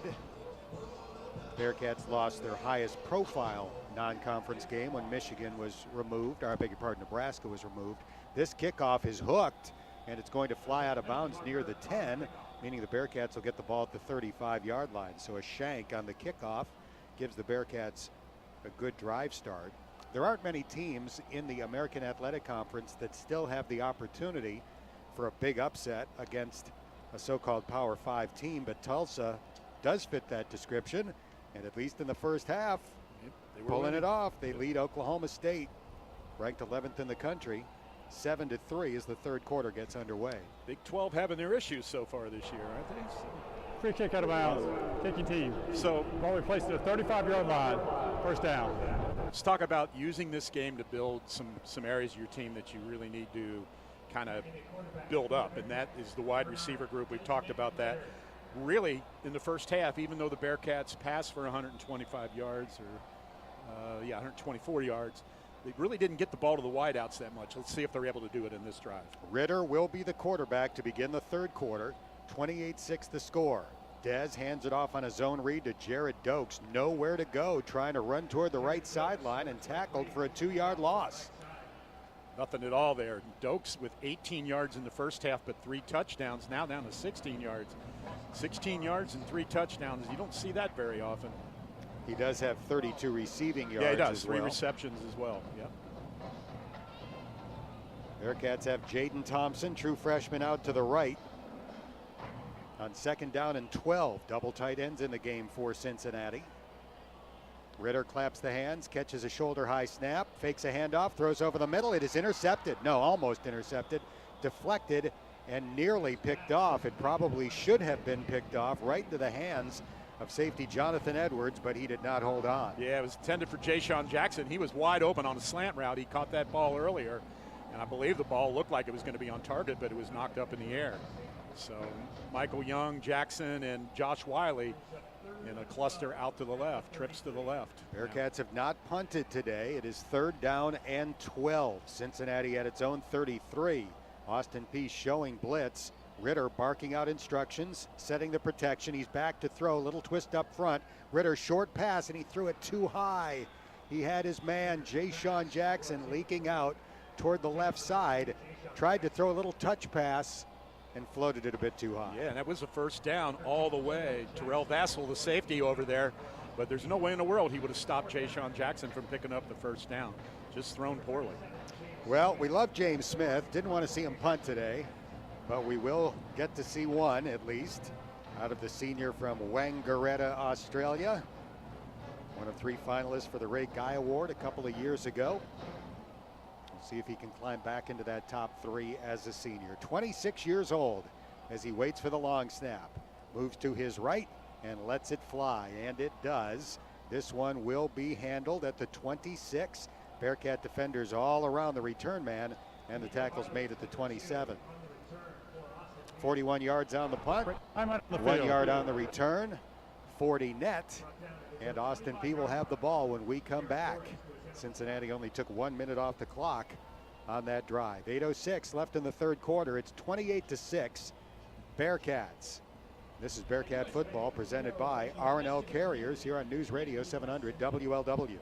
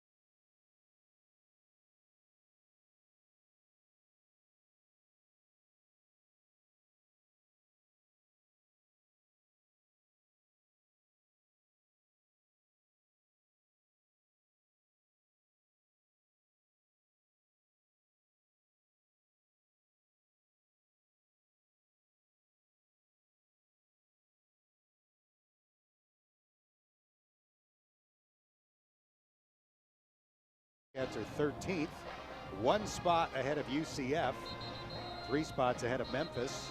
And you might say, well, sure, 3 teams in the top 25 without the Big Ten or the Pac-12 playing, and it's true. In the preseason poll, Ohio State, Penn State, Oregon, Wisconsin, USC, and Minnesota were in the top 25. But at the end of last year, when the bowl games were finished, there were more teams from the American in the top 25 than the Pac-12 and ACC combined.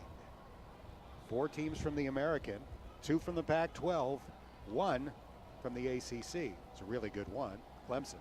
Oatsfall looks to pass on first down, and his throw is incomplete.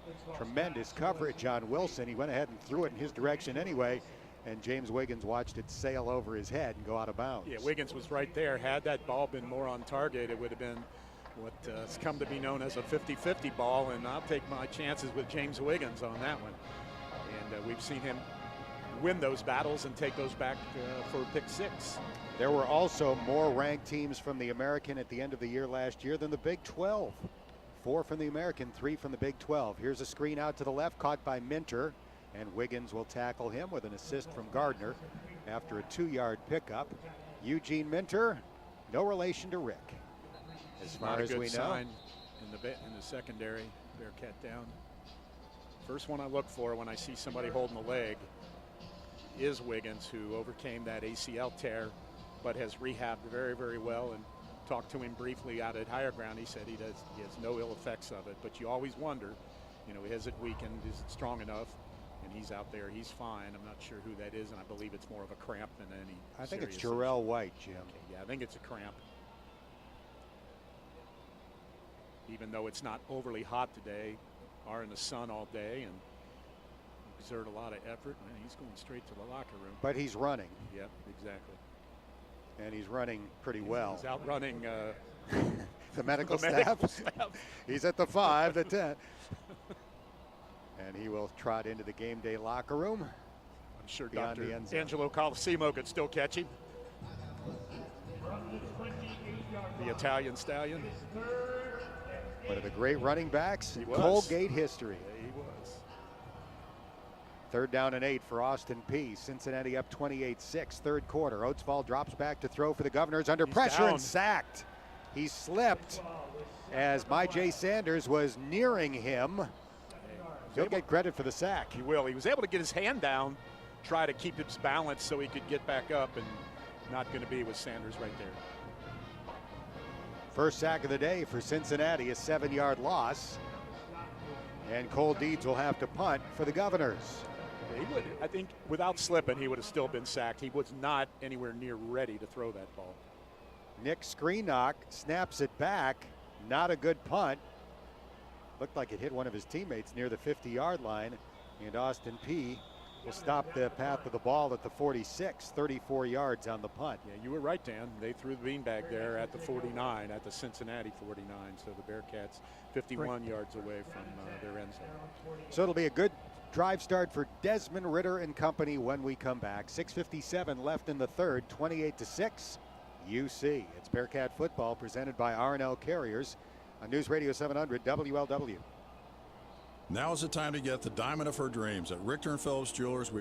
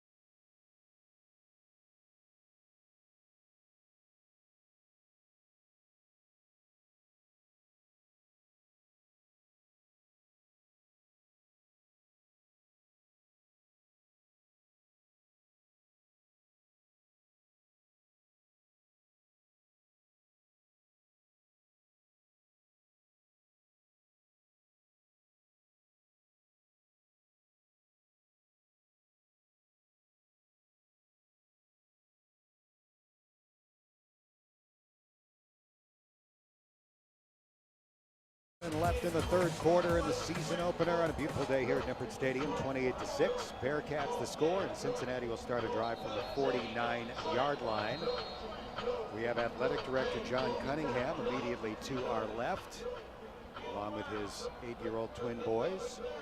Had the opportunity to record a podcast with UC's athletic director a couple of days ago. It's the debut episode of Behind the Bearcats, a twice-a-week podcast about UC athletics. I will not be involved in every episode, but was happy to take part in the first. Some good stuff from John Cunningham about Luke Fickell's contract extension and the basketball schedule, and if fans are going to be permitted at some point here at Nippert Stadium. You can check that out on the website, gobearcats.com. On 1st and 10 from the 49, toss sweep to the right to Jerome Ford, met in the backfield and brought down with a jersey tackle for a loss of 4 back at the 45-yard line. Yeah, offensively in the second half, the Bearcats with nothing right now. This is finding themselves going backwards 2 drives in a row now. Little concerned about the offensive line against this Austin Peay defensive line, Jim? I am, very much so. They're not able to really make anything happen here at all. In the passing game, they haven't needed it, but I'd like to see it opened up a little bit. 2 deep safeties for the Governors on 2nd down and 14 now for the Bearcats at their own 45-yard line, leading by 22 points. Ritter catches a low snap from Robinson, has all day to throw, fires down the middle of the field. Incomplete, intended for Ja'Shawn Jackson. Got his hands on the ball, but then got met from behind immediately. Yeah, 4 guys closed in on him right at the same time. That would have been one heck of a catch if he's able to make it. I think it's Michael Young, who was also running down that left side and really was more one-on-one and open than Jackson. If anybody watched Austin Peay's game against Pitt, there were about 4 instances where Austin Peay completely lost track of a Pitt receiver who was standing with nobody within 20 yards, leading to big passing plays for the Panthers in a 55-0 win. 3rd and 14, Ritter now looking to throw. His pass caught by Taylor. Taylor will pick up the first down as he takes it to the 41, getting exactly what he needed to, a 14-yard gain on 3rd and 14 for Cincinnati. It's good awareness that time by Leonard Taylor, because traditionally there's a orange marker, which is the spot you need to pick up on the Bearcats sideline. The chains are on the other side. There's no marker there this year, and he was able to get that, knowing exactly what he needed. That's good awareness. 2 catches, 20 yards for Lenny Taylor. The Bearcats convert on 3rd and 14. Lined up immediately without a huddle, but it's not a hurry up. They're spending a lot of time getting everybody lined up where they want them. Now Ritter's ready. Ryan Montgomery motions to the quarterback's right and then takes a handoff in the opposite direction. Montgomery has to dive as he's grabbed by the ankles, and he makes it to the 37-yard line. Penalty flag down late, and Austin Peay is pointing towards Cincinnati. Well, Cincinnati's pointing towards Austin Peay. It was clearly a dead ball foul. Extracurricular after the play. We'll see who gets called. My guess is Desmond Ritter helping one of the Governors get their pads jersey over There's their no pads. foul on the play. We stuck it down. There you go. Nice piece of sportsmanship there by Des Ritter, helping one of the Austin Peay guys get his shoulder pad tucked back in his jersey. 2nd and 6 after the 4-yard run by Montgomery. He's out. Dokes is back in. Explosive plays have not happened here in the second half. Tucker goes in motion. They fake a little forward pitch to him, run it up the middle to Dokes, and Jared makes it to the 33. A 3-yard grinding run up the middle. 3rd down and 3 coming up. The Bearcats 3 out of 5 or 60% on 3rd downs. They haven't had a lot, but you'd really like to see them pick this up and keep this drive going. Young and Jackson go out to the right. Thompson out to the left. Bearcats have Bruno LaBelle in at tight end. He'll line up as a wing to the right. Shotgun formation. Dokes in the backfield to Ritter's right. The junior quarterback from Louisville hands it off to Dokes. Not even Nothing close. there. Stopped at the line of scrimmage. Yeah, nothing at all. Austin Peay comes away flexing, literally. Cornerback Kobe Perry with a 2-armed flex toward the Austin Peay family members that are seated in the lower bowl. Well, no doubt again with Luke Fickle, they go for this one. It's too long for a field goal. Tough punt. They'll go for it. Wouldn't be surprised to see Desmond Ridder take off and run if he sees a gap somewhere on 4th down and 2 at the 33-yard line. 2-by-2 formation. Cincinnati leading by 22 points in the third quarter. Ridder drops back to throw. It's a deep drop, sets up a screen. It's caught. Running down the sideline is Dokes. 10, 5, goal line, touchdown. 4th TD of the game for Jared Dokes. How about the block by Bruno LaBelle down the field that allowed Dokes to get the last 15 yards? No doubt he had the first down. That was really, really easy to see. Nice read by Ridder. Nice route that time by Dokes. Selling the block, then getting out into the left flat all by himself. And then Bruno LaBelle right at about the 10 gets just a shield block, which is enough for Dokes to get around the outside and get in the end zone.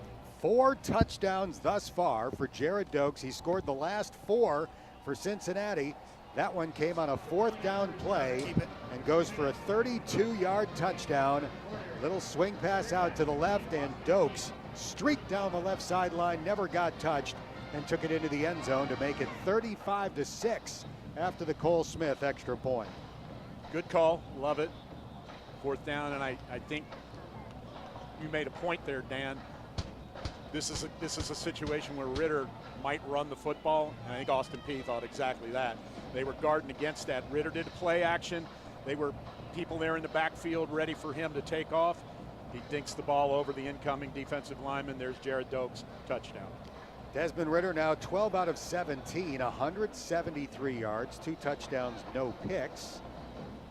Jared Dokes, 10 carries, 20 yards, does have 3 short touchdown runs, so obviously does not have a good average on his handoffs, but as a receiver today, 4 catches, 64 yards, including that 32-yard TD. Cole Smith will kick it off. A high spinning end over end kick. It's fielded at the 3. Evans will try to run it back, and he's tackled at the 14 by a blur named Charles McClellan. Never have doubted his speed, that's for sure. Not a lot of rule changes in college football this year, but Charles McClellan is one, and that is the fact that you are allowed to wear the number, or I'm sure it's a number, but you're allowed to wear 0 on your uniform. Can't be 07 or 03, but it can be 0 by itself. The other one that I think is a big one is if you are, the targeting calls are the same. So if you get a targeting call, you can be disqualified from the game, but you don't have to leave the bench area. 1st and 10 from the 14. Delayed handoff to Snead. Gets a nice block as he runs right, crosses the 20. Penalty flag down. Face mask. Tackle made at the 25-yard line. Maybe not. 11 yards on the run for Brian Snead. Might be a hold.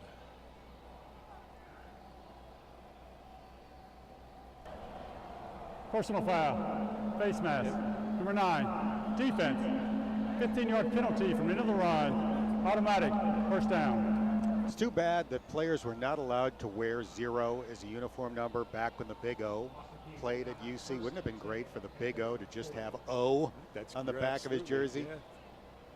Says it all, doesn't it? Oscar wore 12. This is a legendary Bearcat career. 1st and 10, Austin Peay after the penalty out to the 40-yard line. Here's a toss sweep to the right to Snead. Ahmad Gardner has been doing a nice job as a tackler. He's very skinny, but he's not afraid to take ball carriers on, and he makes the stop on Snead after a gain of 3. He does a nice job. 6'2", 205, 210 pounds. Obviously, he's got great speed. We've seen him, in the defending the pass thing where his speed really comes into play, but he does a great job of coming up and making tackles too. 2nd down and 7 for the Governors. As Oatsfall waits for another shotgun snap, he has not been under center at any point in this game. He drops back to throw. He's going to fling a sidearm pass that is caught at the Cincinnati 45-yard line. Nico Harley there to haul it in for another Austin Peay 1st down and a 12-yard gain.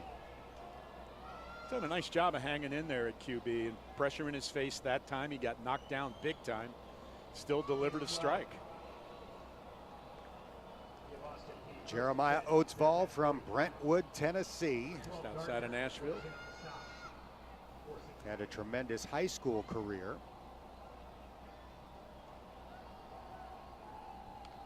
Catches the shotgun snap, hands it off to Snead, wraps up both arms around the ball and charges straight ahead. Jay Sanders there to help bring him down at the 42-yard line, a 3-yard pickup for Snead. Austin Peay injury, and it's one of those ones where you see people running to the sideline immediately for help, literally before the play even unfolds. So it's one of the offensive linemen. Yep, big guy.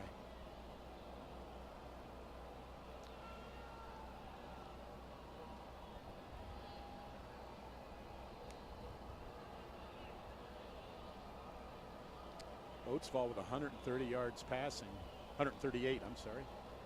Done a nice job of hanging in there and delivering the ball. Looked like that might just be a cramp too. When again you see people signaling the sideline immediately like that, what tends to mean is somebody screamed out in there that they're hurt. It was one of the guards, Robert Holmes, and he appears to be fine. He's on his feet and jogging toward the sideline. He's a big man, 6'4", 310, and he is a UConn transfer. He transferred before UConn dropped football. Oh, wait, they haven't done that yet. Little shot, hit a former American Athletic Conference foe. That was a little bit of a shot. A little bit of a shot. Not that we've all taken ours at them. UConn has opted out for this year, now playing as an independent. Good luck with that schedule. That's going to be rough going forward. Yep. I do think they made the right move to go back to the Big East. They should just drop football.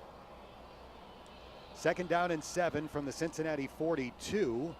Oatsvall with a pass that is picked off by Arquan Bush. He's running it back, looking for a block from a teammate. He's at the Austin Peay 40, 35, and gets tackled at the Governor's 30-yard line. Late penalty flag thrown as well after the first takeaway for the Bearcat defense. An interception by sophomore Arquan Bush. Got 2 fouls. We got one back up the field as well at the 41-yard line where the pass interception took place. And the last one was a dead ball foul, more of a personal foul, unsportsmanlike. So we're going to have 2 calls here. The one that's critical is that first flag that's sitting at the 41-yard line. Was that defensive holding or something or interference that would cause that interception to be nullified?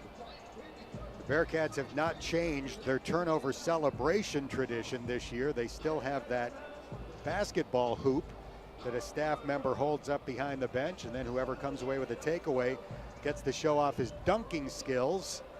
And Arquan Bush did a little bit of a windmill before slamming the football down and through. Yeah, the second foul is going to mean 15 yards one way or the other. That ball right at the 30. It'll be either back at the Cincinnati 45 or in at the 15, the other direction towards Austin Peay, the 15. So here we go. They're going to try to sort this out. They're making a long conversation out of this. So 3rd career interception for Arquan Bush, who had. After the interception, there was no foul for a face mask. After the play, unsportsmanlike conduct. Number 2, the passing team. 15-yard penalty, be 1st and 10, Cincinnati. Just about to say that Arquan had 2 in his first college football game against East Carolina.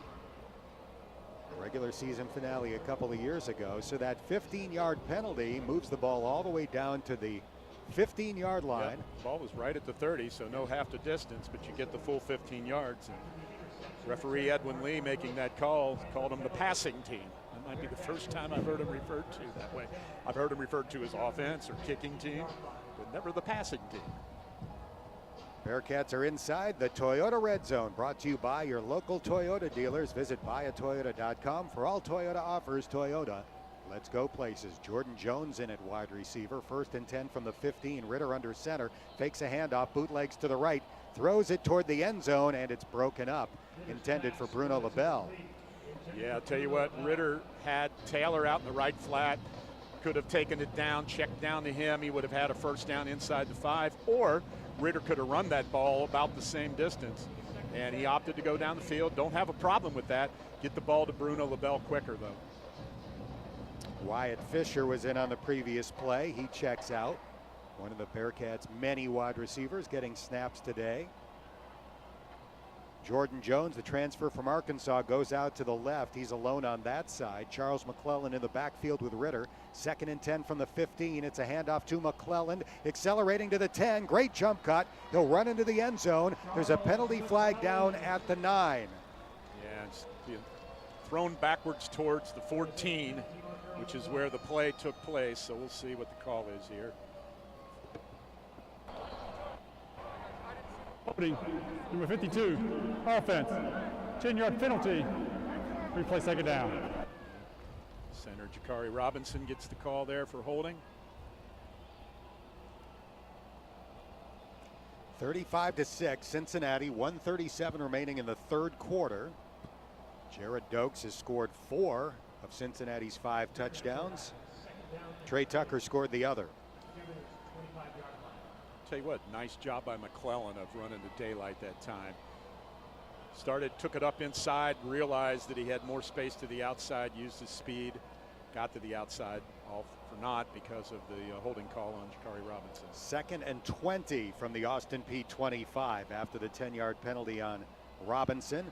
Ritter drops back to pass, 3-step drop, throws over the middle. It is caught inside the 5, and Wiley will be tackled around the 4-yard line. So Josh Wiley, 2 catches, only 2. I shouldn't say only 2, but I will tell you, they have been 2 of the best catches I've seen one guy make in one game. Outstanding. Forward Another progress 23 takes him yards. down to the 2-yard line, so it's 1st and goal from the 2. It's a handoff to Jerome Ford, spinning, twisting, and into the end zone for a Bearcats touchdown.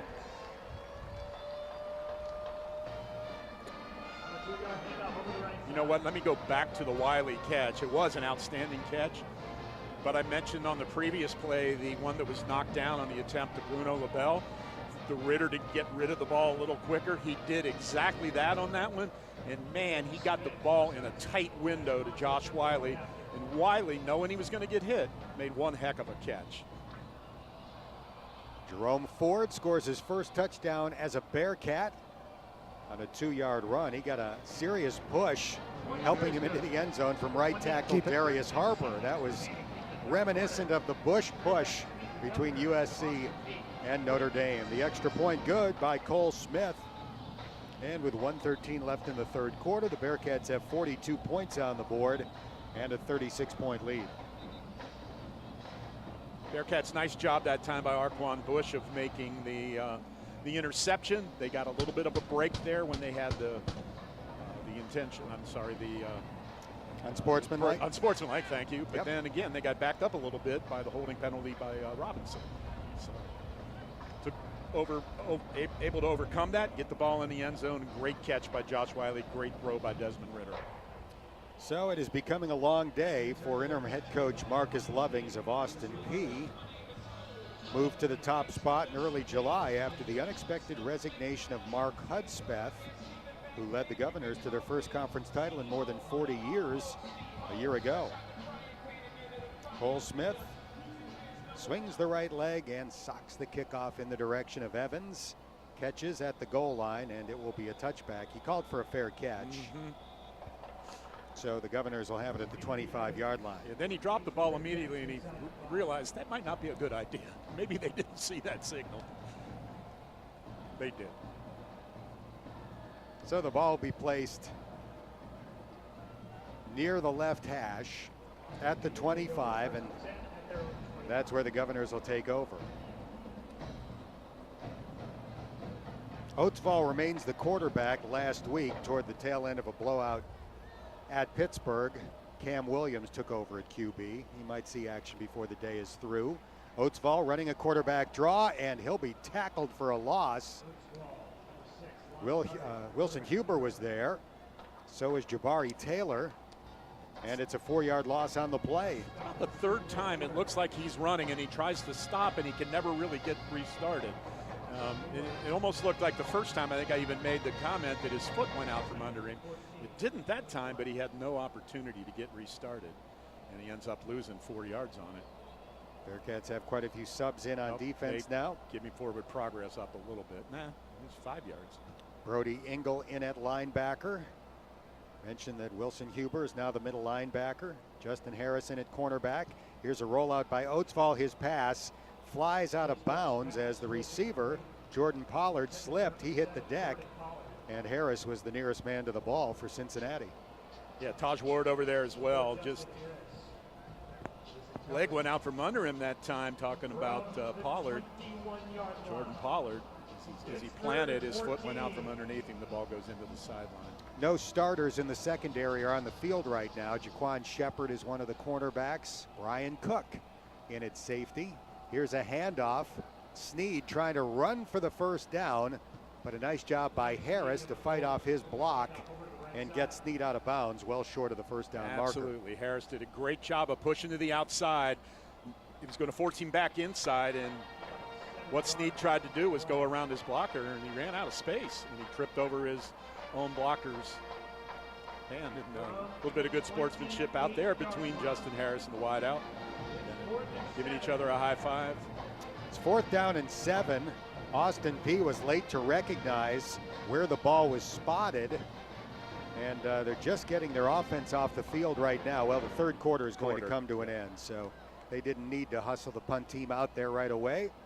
They take their time. The clock hits 0, and the third quarter has come to an end. The score, Cincinnati 42, Austin Peay 6. You're listening to Bearcat Football, presented by R&L Carriers, here on News Radio 700 WLW.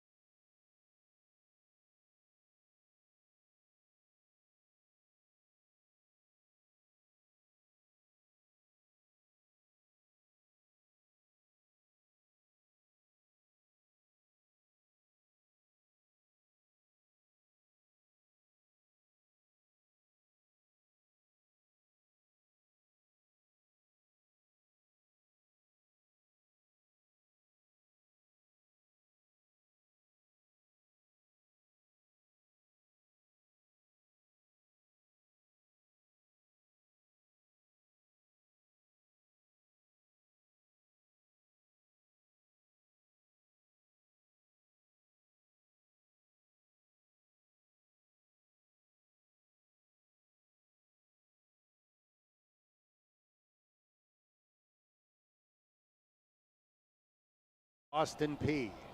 The snap is good. Here comes the left-footed punt. This one is angling toward the Bearcat sideline, but it bounces. Ryan Montgomery tried to pick it up, even though it didn't take a high bounce. Ball's on the ground, and there's a pile at the Cincinnati 43-yard line. The fight is going on at the bottom of the pile. Yes, we'll see who comes away with the ball. Well, Kobe Bryant, as well as Wilson Huber, said that Cincinnati has it. So. That was a bad idea by Ryan Bad Montgomery, idea. but he apparently recovered his own fumble. Cincinnati, 1st and 10. And he is getting a little bit of an earful from Brian Mason, but at the same time, the special teams coach, he did such a wonderful job last year as a true freshman. Did not make a mistake. And that one there, I agree with you, Dan. That ball bounces up to your chest or even your waist, yeah, grab it. But when it's on the ground like that, bad idea. The sophomore from Franklin High School averaged about. Here in the kick. Holding, number 4, receiving team. 10-yard penalty, 1st down. He averaged about 8 yards per punt return a year ago, had a long of 25 in the opening game against UCLA. 4th penalty of the day on the Bearcats. 40 yards, still much better with a quarter to go, much better than what they averaged last year.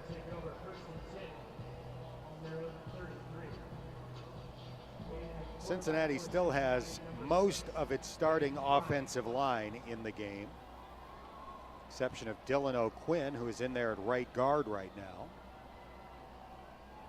42-6, Cincinnati. Ben Bryant in at quarterback. His first pass, a bullet over the middle to Bruno LaBelle. And the big tight end makes it down to the 46 of Austin Peay. 3rd catch of the game for Bruno LaBelle. Yeah, nice throw by Ben Bryant. He just stood in there, looked that direction right away, got his reads. And Bruno LaBelle right on the seam, boom, hit him right between the 8 and the 7. 21 yards to Bruno LaBelle. So Ben Bryant likely to quarterback the 4th quarter for Cincinnati, at least a few possessions. Here's a handoff. Wow, great spin move on the run to the right by Ryan Montgomery. Slippery as an eel as he gets tackled at the 40-yard line after a 6-yard run. You know what part of that is also? Making that mistake on the punt. You get mad at yourself and you decide, you know what, I'm going to show somebody that I can make up for that. And he did a great cut and then ran over somebody at the end. Great job by Ryan Montgomery. He comes out after the run. Jerome Ford checks in.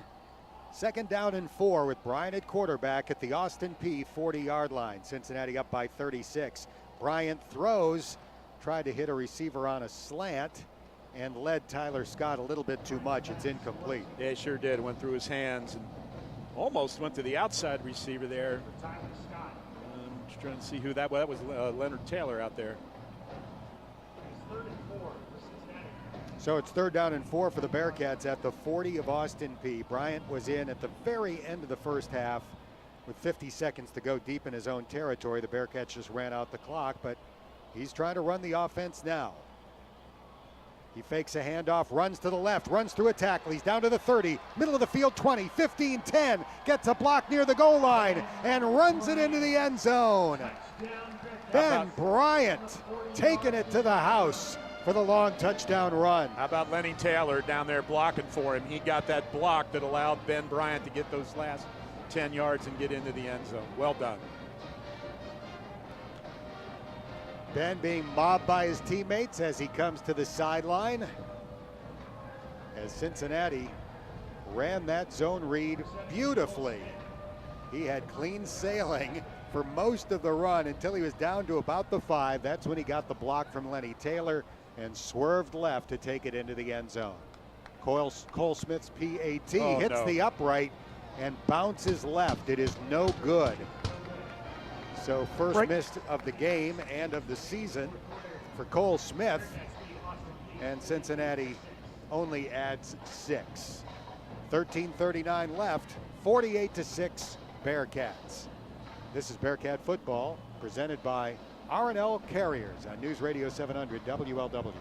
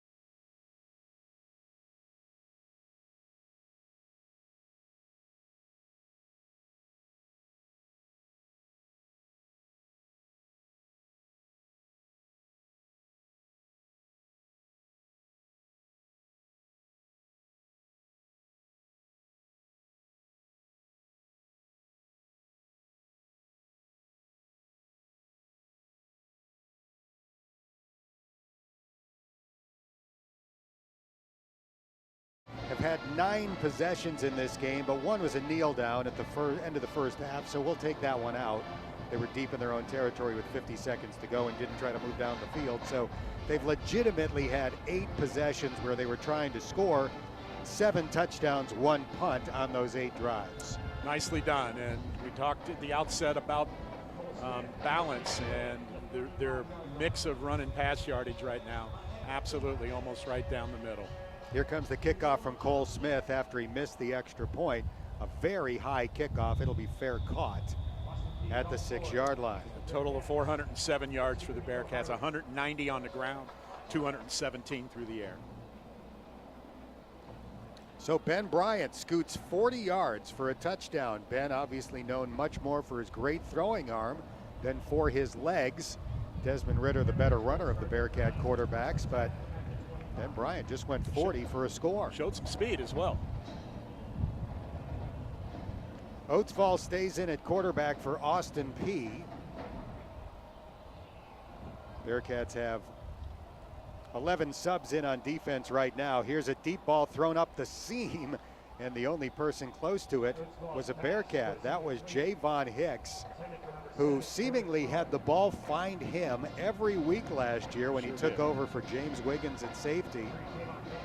Led the conference with 5 interceptions, had 4 fumble recoveries, so he had those 9 takeaways, and he also forced 2 fumbles. Very close to getting that one there as well. 2nd down and 10 for the Governors.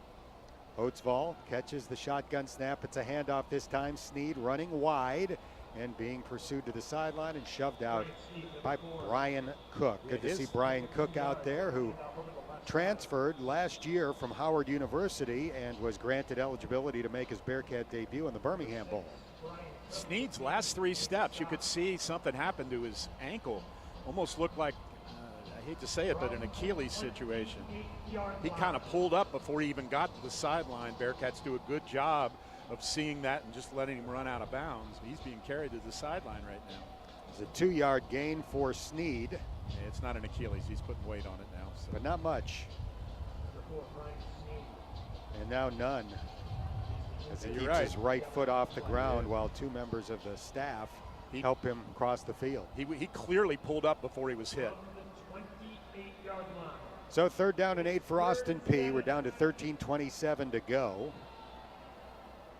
Oatsfall motioning a wide receiver into the backfield, and now he tells him to go back to where you were.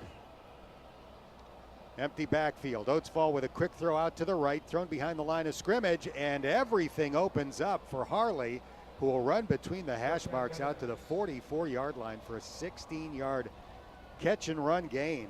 They've done a good job with that play, the little inside jailbreak screen.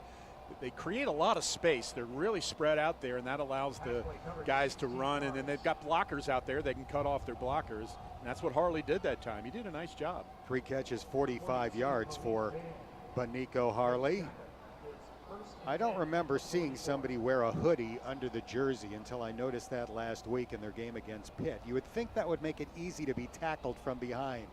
Here's a handoff up the middle and a run of about 4 yards for Austin Peay. I mean, sometimes it's legal to tackle a guy by the long dreads for players that have that, but a hoodie where it's easy to hook that part of the shirt and pull you down, that makes no sense to me. And that doesn't count as a horse collar. It's not pulling him by the back of the jersey. Mr. Hoodie himself, Bill Belichick, would not approve. Now I look down and I notice that Cincinnati defensive back Justin Harris has one, but he's on defense. It's okay. Here's a quick throw out to the right. Catch made, tackle made. Jaquan Shepard right there to make the stop. That was well done by Shepard. Boy, he did a nice job of breaking on that ball, getting there, and making a sure tackle to only give up 3 yards. Jaquan Shepard, a sophomore, came to Cincinnati from Zephyr Hills, Florida. Right now, one of the first cornerbacks in off the bench. Good sized kid, 6'2", 197, playing corner. That's the trend at corner now, to find those guys. Long reach is good. 3rd down and 7 for the Governors. Cincinnati showing pressure up the middle. Van Fossen coming up into the A gap. He doesn't blitz. Oatsfall throws a ball deep downfield. It's caught at the Bearcat 30. The receiver evades a tackle, running inside the 10 and down to the 4-yard line. Well thrown ball by Oatsfall. That was Benico Harley on job. the catch. Yep. Austin Peay getting the line quickly, trying to catch Cincinnati back on their heels. First and goal at the 4. Oatsfall ready for a shotgun snap. He has the ball, hands it off. Evans running right, met at the 2, and tackled just shy of the 1.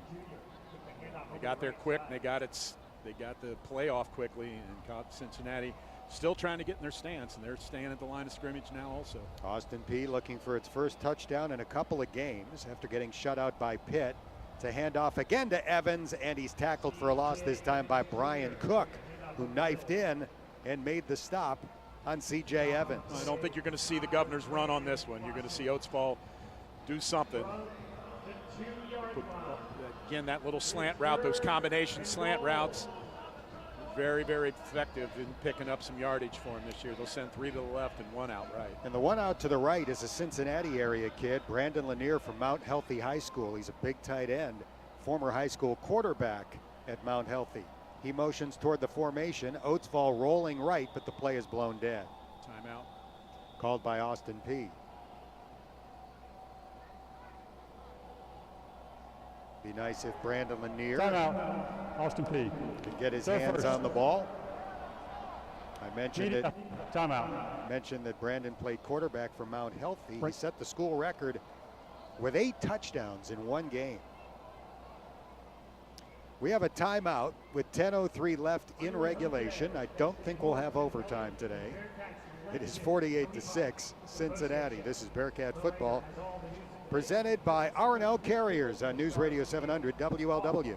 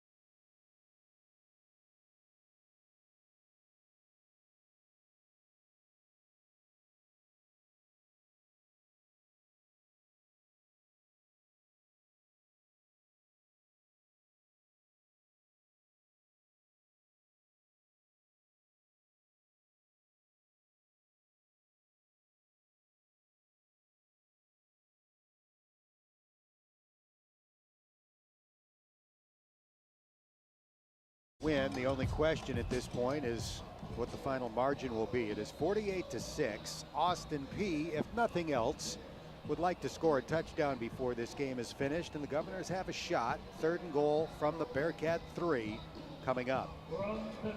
Yeah, you won't see them kick a field goal here if they fail on 3rd down. They'll go for it on 4th down. 2 receivers to each side of the formation. Pistol formation for the Governors, at least to begin with. We'll see if they shift. They've come out in the pistol a few times, and then the running back always shifts. Evans is the running back, and now he shifts to the quarterback's right. Shotgun snap back to the 8. It's a quarterback draw, and Oatsfall is stopped. For a second, things opened up. It looked like he might get in, but Ty Van Fawcett and Brody Engel were there to make the stop at the 1-yard line. It's 4th and goal from the 1. Absolutely. It looked like he had plenty of space there and closed quickly on him. Credit to the Bearcat defense. Nose of the ball just outside the 1-yard line. Think they'll run? 4th and goal from the 1? I don't know. It's going to be an empty If backfield. Snead was in the game, yes. 3 receivers left, 2 right. Oatsvall waiting for the shotgun snap. He's back around the 6-yard line. 4th and goal from the 1. Evans goes in jet motion. They give it to him. Gets away from a hit in the backfield. Grabbed at the 1, but Evans takes it into the end zone. Boy. Austin Peay gets its touchdown, and C.J. Evans deserves a lot of credit. He sure does. Brian Cook was there, couldn't hold him out of the end zone, couldn't get help there in time. So give Austin Peay some credit. They were able to call the right play, kind of a jet sweep there, got into the end zone. So C.J. Evans has his 2nd touchdown of the year. We mentioned the first one, the 75-yard run on the very first play of the college football season against Central Arkansas. See if Austin Peay goes for 2. They have an unusual formation. They throw it toward the end zone. Penalty flag down. Is it regarding that formation? Catch was made in the end zone. I believe it is a formation issue. Bearcats were all onside. Yep. So that'll back them up 5. My guess is they'll kick it now. They had the offensive line off to the left, away from the ball. They had a snapper, 2 people near the snapper, and then the quarterback and a receiver out to the right. So it was a very unusual look. They snapped the ball even though there were basically no offensive linemen. Threw it into the end zone, but there was a penalty on the play. They're still going to go for it, but in a more traditional formation way. Nope, they got the kicking unit in there, my bad. So Grant Paulette, 2 for 2 this season on PATs, is in to attempt the extra point. Snap, put down, kick. And Paulette nails it. Cincinnati 48, Austin Peay 13. So the Bearcats do allow their first touchdown of the year as the second team defense gave up the 1-yard TD on 4th and goal. A 10-play, 75-yard touchdown drive. Excuse me, for Austin Peay. 9:16 left in the game, 48-13 Bearcats on 700 WLW. It all started with the grilled cheese sandwich. 2 simple.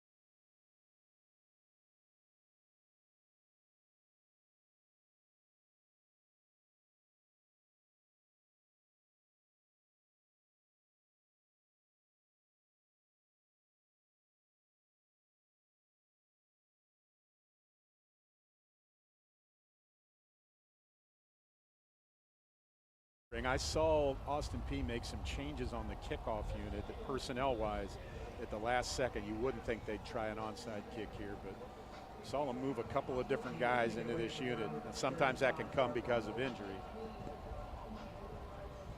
Here comes the kickoff from Paulette. It's a pooch-type kickoff, and it is going to get fielded just barely inbounds around the 33-yard line. So the Bearcats are ready for it. They grab at, and we'll have it around the 33. That was Michael Kope-Gorodsky from Mason High School who fielded that pooch kickoff.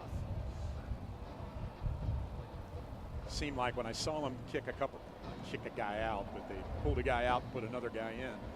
Obviously that person has some sort of special skill, and it seemed to me that they were going to try some sort of cute kickoff, and that's exactly what they tried. Second string offensive line in, including a true freshman who's in there right now at right tackle, who might be one of the most promising youngsters on the entire roster. Ben Bryant back to throw, has all day, fires high and deep. Young downfield, tried to come back to the ball. There's a collision, and pass interference is going to be called on Austin Peay.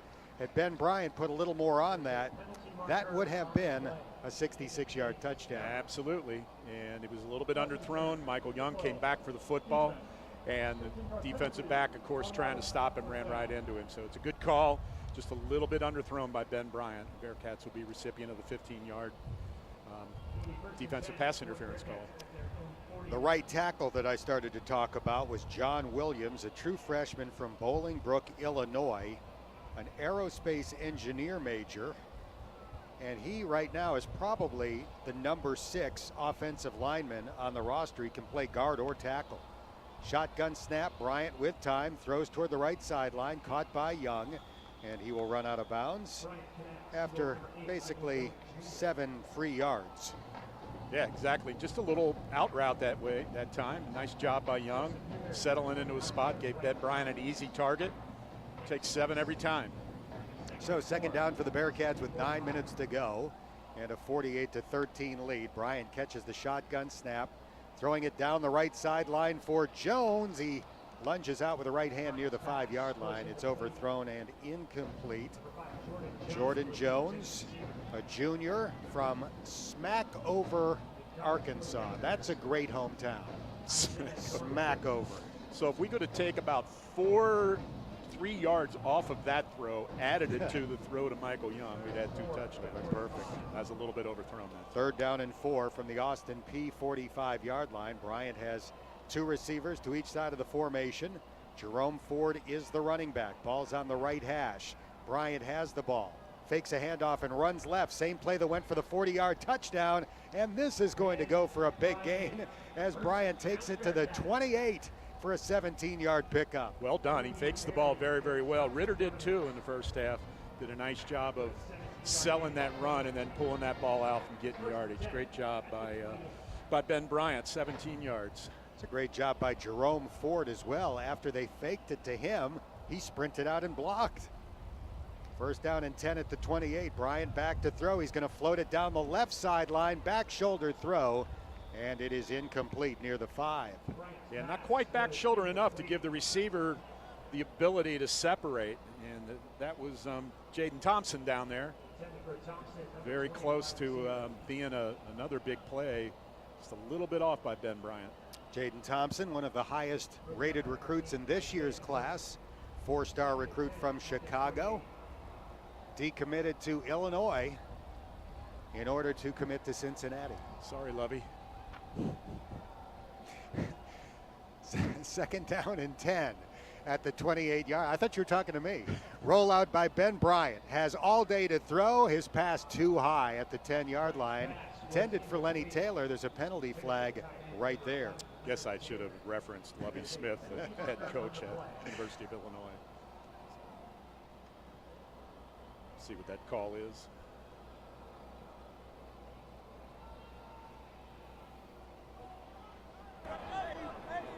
Holding, great. The defense. And there's a receiver downfield, number 75. Offense. This foul's offset. Replace it down. John Williams with his freshman mistake. And Isaiah Norman guilty for Austin Peay. So with the offsetting penalties, still second down and 10 at the Austin Peay 28. 8:15 to go. 48-13 is the score. Yeah, that previous play, Bryant had Josh Wiley open in the flat there and opted to go down the field.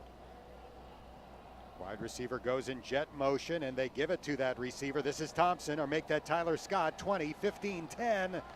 And Tyler Scott sprints on the jet sweep down to the 8-yard line where it'll be first and goal. Very similar to what we saw Trey Tucker do early in the game. First touchdown for the Bearcats. Tyler Scott, one of the fastest runners on the roster, true freshman from the Akron area.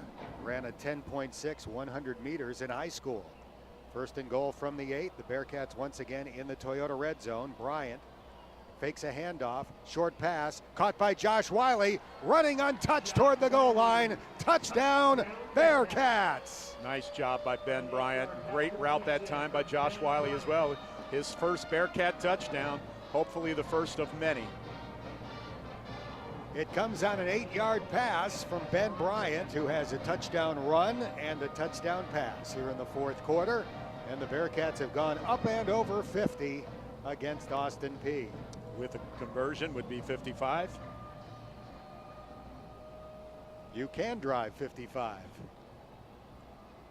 if the PAT is good. Snap, put down, and kick. And it is good.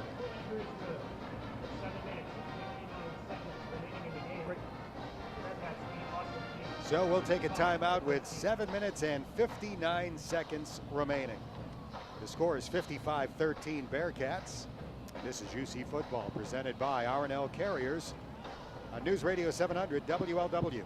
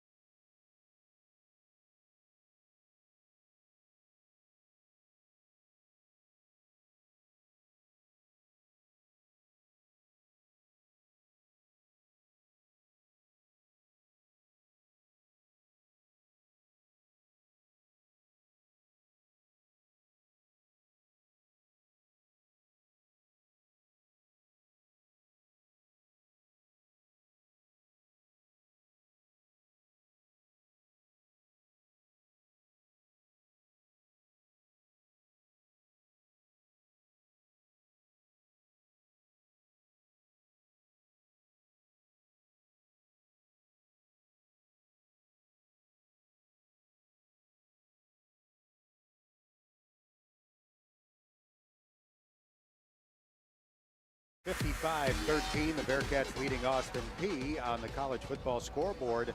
Oklahoma State in a tug of war with Tulsa. Tulsa was a 22-point underdog in that game. Right now the 11th ranked Cowboys have a 3-point lead in the fourth quarter, 10-7. Earlier we mentioned in the American that Tulane was wiping out Navy. It was 24-0.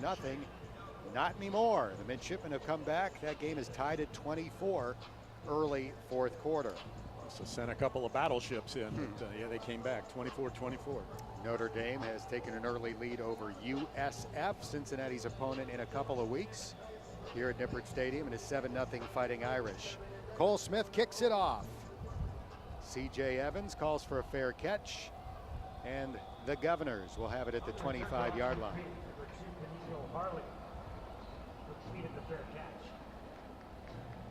See if the Bearcat defense, even though it's the second team, can do a little bit better this time, slowing Austin Peay down. Austin Peay drove the ball down the length of the field in the previous drive. Cincinnati's defensive linemen right now include Blake Basevich. Great to see him back after tearing his Achilles in the preseason a year ago. Great kid from St. Xavier High School. Yeah, I've known the Basevich family a long time, many generations.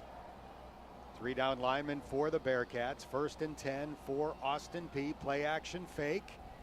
Quarterback scrambling left, now running toward the sideline. Wrapped up and brought down after a very short pickup.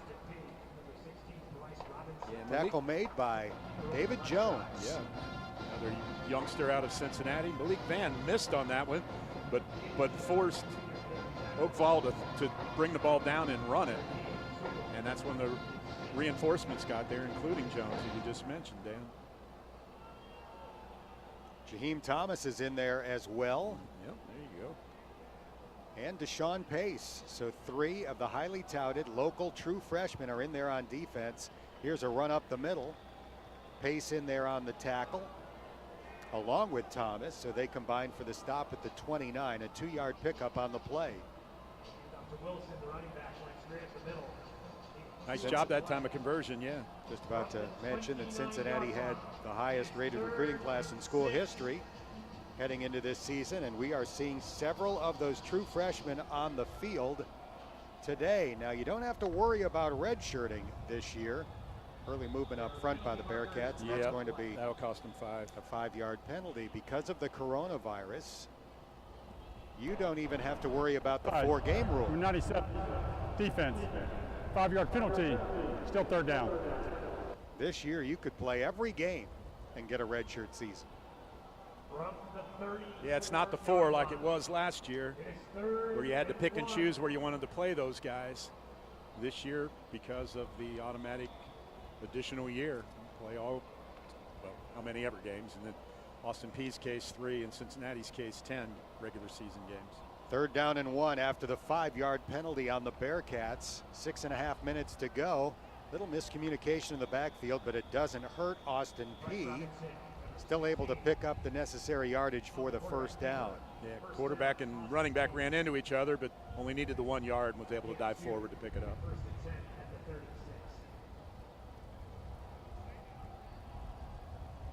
New quarterback that's checked into the game.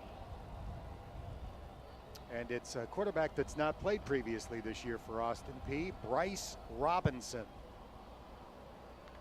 Catches a shotgun snap, zone read, hands it off. Evans sprinting right, and he's off to the races. 50, Bearcat 40, being chased at the 30, down the sideline to the 20, the 10, and into the end zone. A 59-yard touchdown run for C.J. Evans. Well, you've got a lot of young guys out there, and sometimes they just take the wrong angles, and they allowed Evans to get to the outside. And even though the secondary is very fast, he had the easiest path to the end zone, and nobody could get to him. Jacob Dingle had the last shot, couldn't quite get there. And Evans has his 2nd touchdown of the 4th quarter.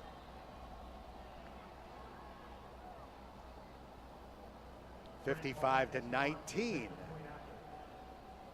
As Austin Peay is late getting the proper personnel in to kick the extra point, but now they've got 11 guys out there. Play clock at 7. The snap and the kick. And it is good for Grant Paulette. So a disappointing finish to this game for the Bearcat defense. Marcus Freeman will not be happy about that, as the long touchdown run by C.J. Evans makes it a 55-20 score. No, it's great that you're getting guys in there and getting them some playing time, but the last thing that I think Marcus Freeman wanted to see was giving up a lot of yards and some points here, which Austin Peay's been able to do here in the last 2 drives. Back-to-back 75-yard drives against the 2nd-string defense. First one was 10 plays, 75 yards. That drive, 4 plays, a little quicker, 75 yards. Officially a 64-yard touchdown run for C.J. Evans. 333 yards total on the day for Austin Peay. 202 through the air, 131 on the ground. A lot of it coming on that last run. Punter Cole Deeds will do the kickoff duties here for Austin Peay. 5:54 left. Last kickoff was a pooch-type kick, fielded by Kopay Gorodsky near the 30. Cincinnati up by 35 points. Deeds again with a pooch-type kick. Kopay Gorodsky calls for a fair catch, and he makes it at the 27-yard line. Austin Peay willing to give up a few yards on the kick, hoping to maybe find a spot in there and get somebody to drop the ball. Didn't happen. You got a penalty on the flag on the field as well. Penalty flag on the field at the 37-yard line. Offside, number 3, kicking team. 5-yard penalty for the end of the kick. 1st down. Ben Bryant will stay in at quarterback. Wyatt Fisher among the receivers on the field. On 1st and 10, the Bearcats have it at their own 34. We'll see if they try to run, literally run out the clock. It is a running play to Jerome Ford, little shoulder shimmy at the line of scrimmage, and then gets taken down by the legs at the 37 after a 3-yard gain. Yeah, I think this is the time of the game. You want to keep your defense off the field and just utilize as much of the clock as you can and chew it up and eat it. Maybe get in the end zone again, or at least get the ball down inside the 20 and take a knee. Cats have 231 passing yards, 230 on the ground. There's some balance for you. On 2nd down and 7, Bryant with the give to Charles McClelland. Tackled by 3 Governors after another 3-yard gain, back-to-back 3-yard runs, and it's 3rd down and 4. Get to the line quick, but they make it some substitutions. Cincinnati is, of course, Ryan Montgomery in at tailback. And Peyton Singletary in at tight end. First time we've called his name today.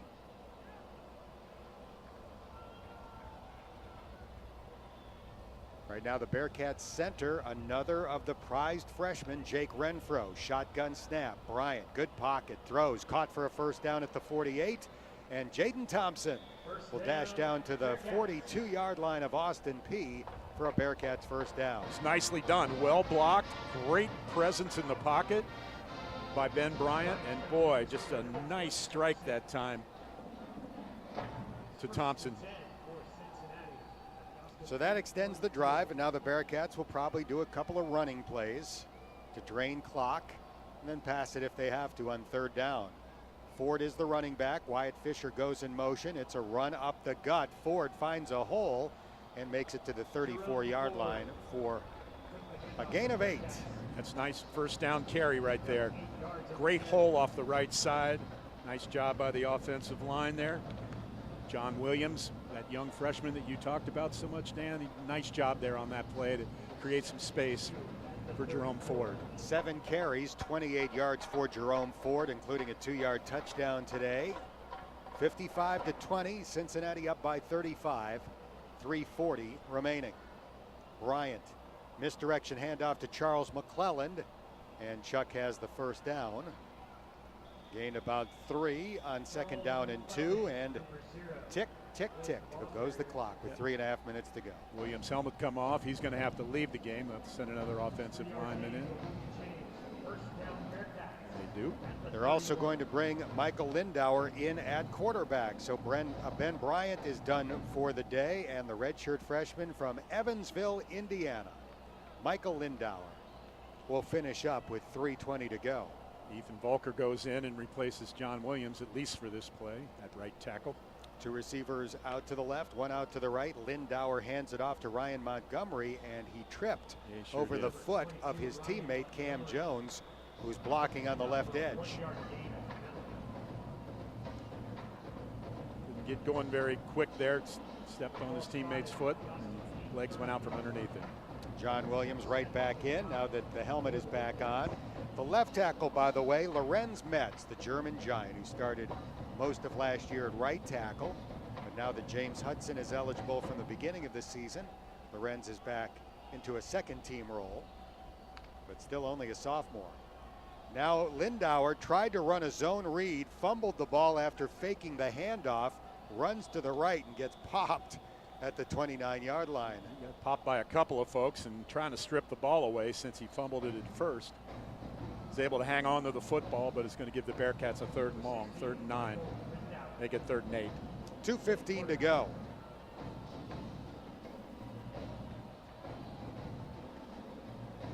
Imagine the Bearcats would go for it on 4th down if they don't gain 8 here. Yeah, their goal right now is just to take time off the clock. They'd love to pick up this 1st down, though. 3rd down and 8 as Singletary goes in motion from right to left, lines up in the slot. Quarterback draw. Lindauer looks for a block, makes it down to the 20, fumbles the football, and it's picked up by Austin Peay. And the Governors will have it at the 20 after the fumble by Michael Lindauer. You're not sure. It looked like he was trying to do something with the ball there. Did he just lose it? Almost looked like he was trying to lateral it. Did he just lose it? It came out of his hand kind of strange. Not what he was hoping for in his debut. No. It's a nice run before the fumble. But Austin Peay gets the ball back with 1:37 to go. Yeah, and they are not going to sit on the ball. They don't want to run the clock out. They want another 7 points or maybe 8. They've got enough time to do it the way they've moved the football.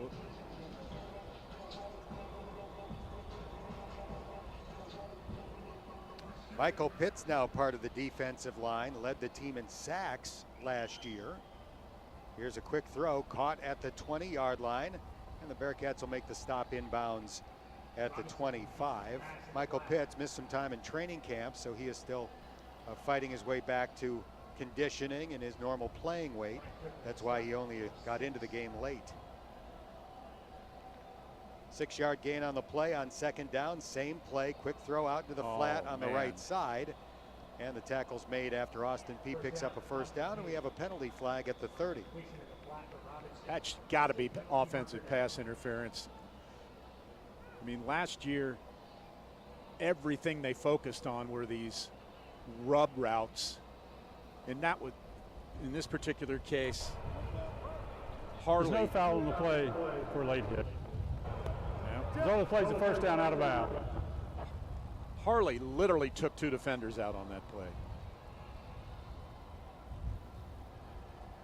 Came in from the outside, took 2 of the secondary guys out at one time, and that allowed the wide open receiver out in the flat.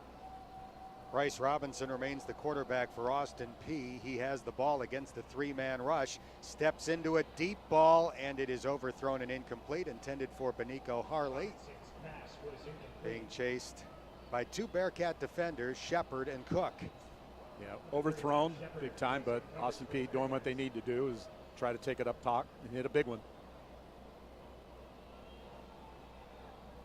64 seconds left on the clock. 55-20 Cincinnati. 14 of the 20 Austin Peay points coming late in the game. Both scored by C.J. Evans on 1 and 64-yard runs. Robinson back to throw. Guns one over the middle. It is nearly intercepted. He threw it right into the midst of a Bearcat defender, and unfortunately for David Jones, he couldn't hold on. Yeah, boy, that'd have been nice to see the young freshman get his first pick. From the 30-yard line. 59 seconds to go, and it's 3rd down and 10.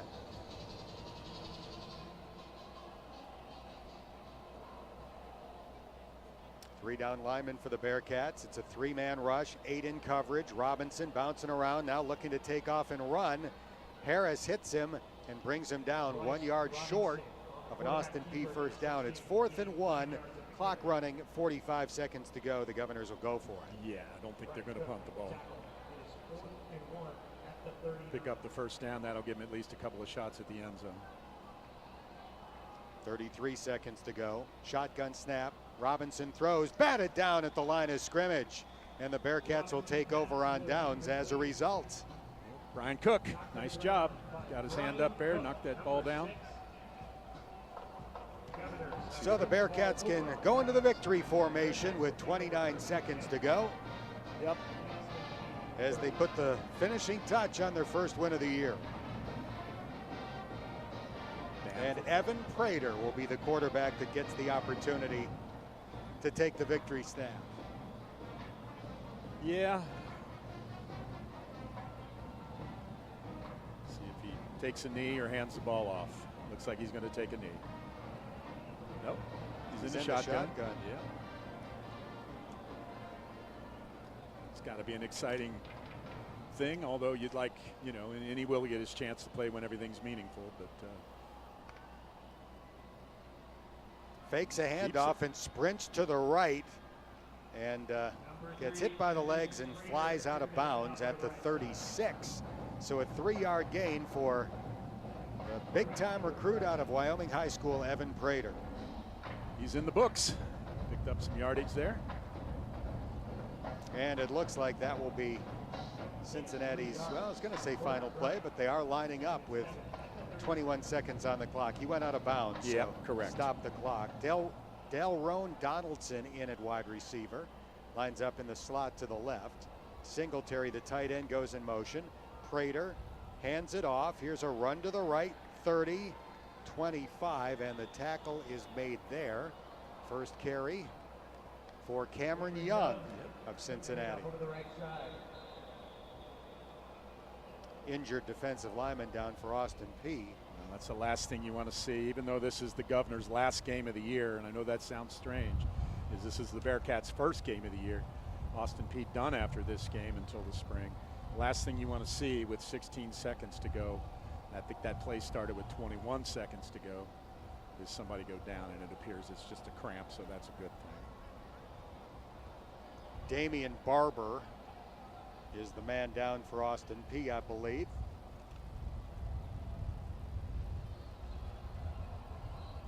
Penn State transfer from Harrisburg, PA. He's on his feet. He's up and looks to be okay.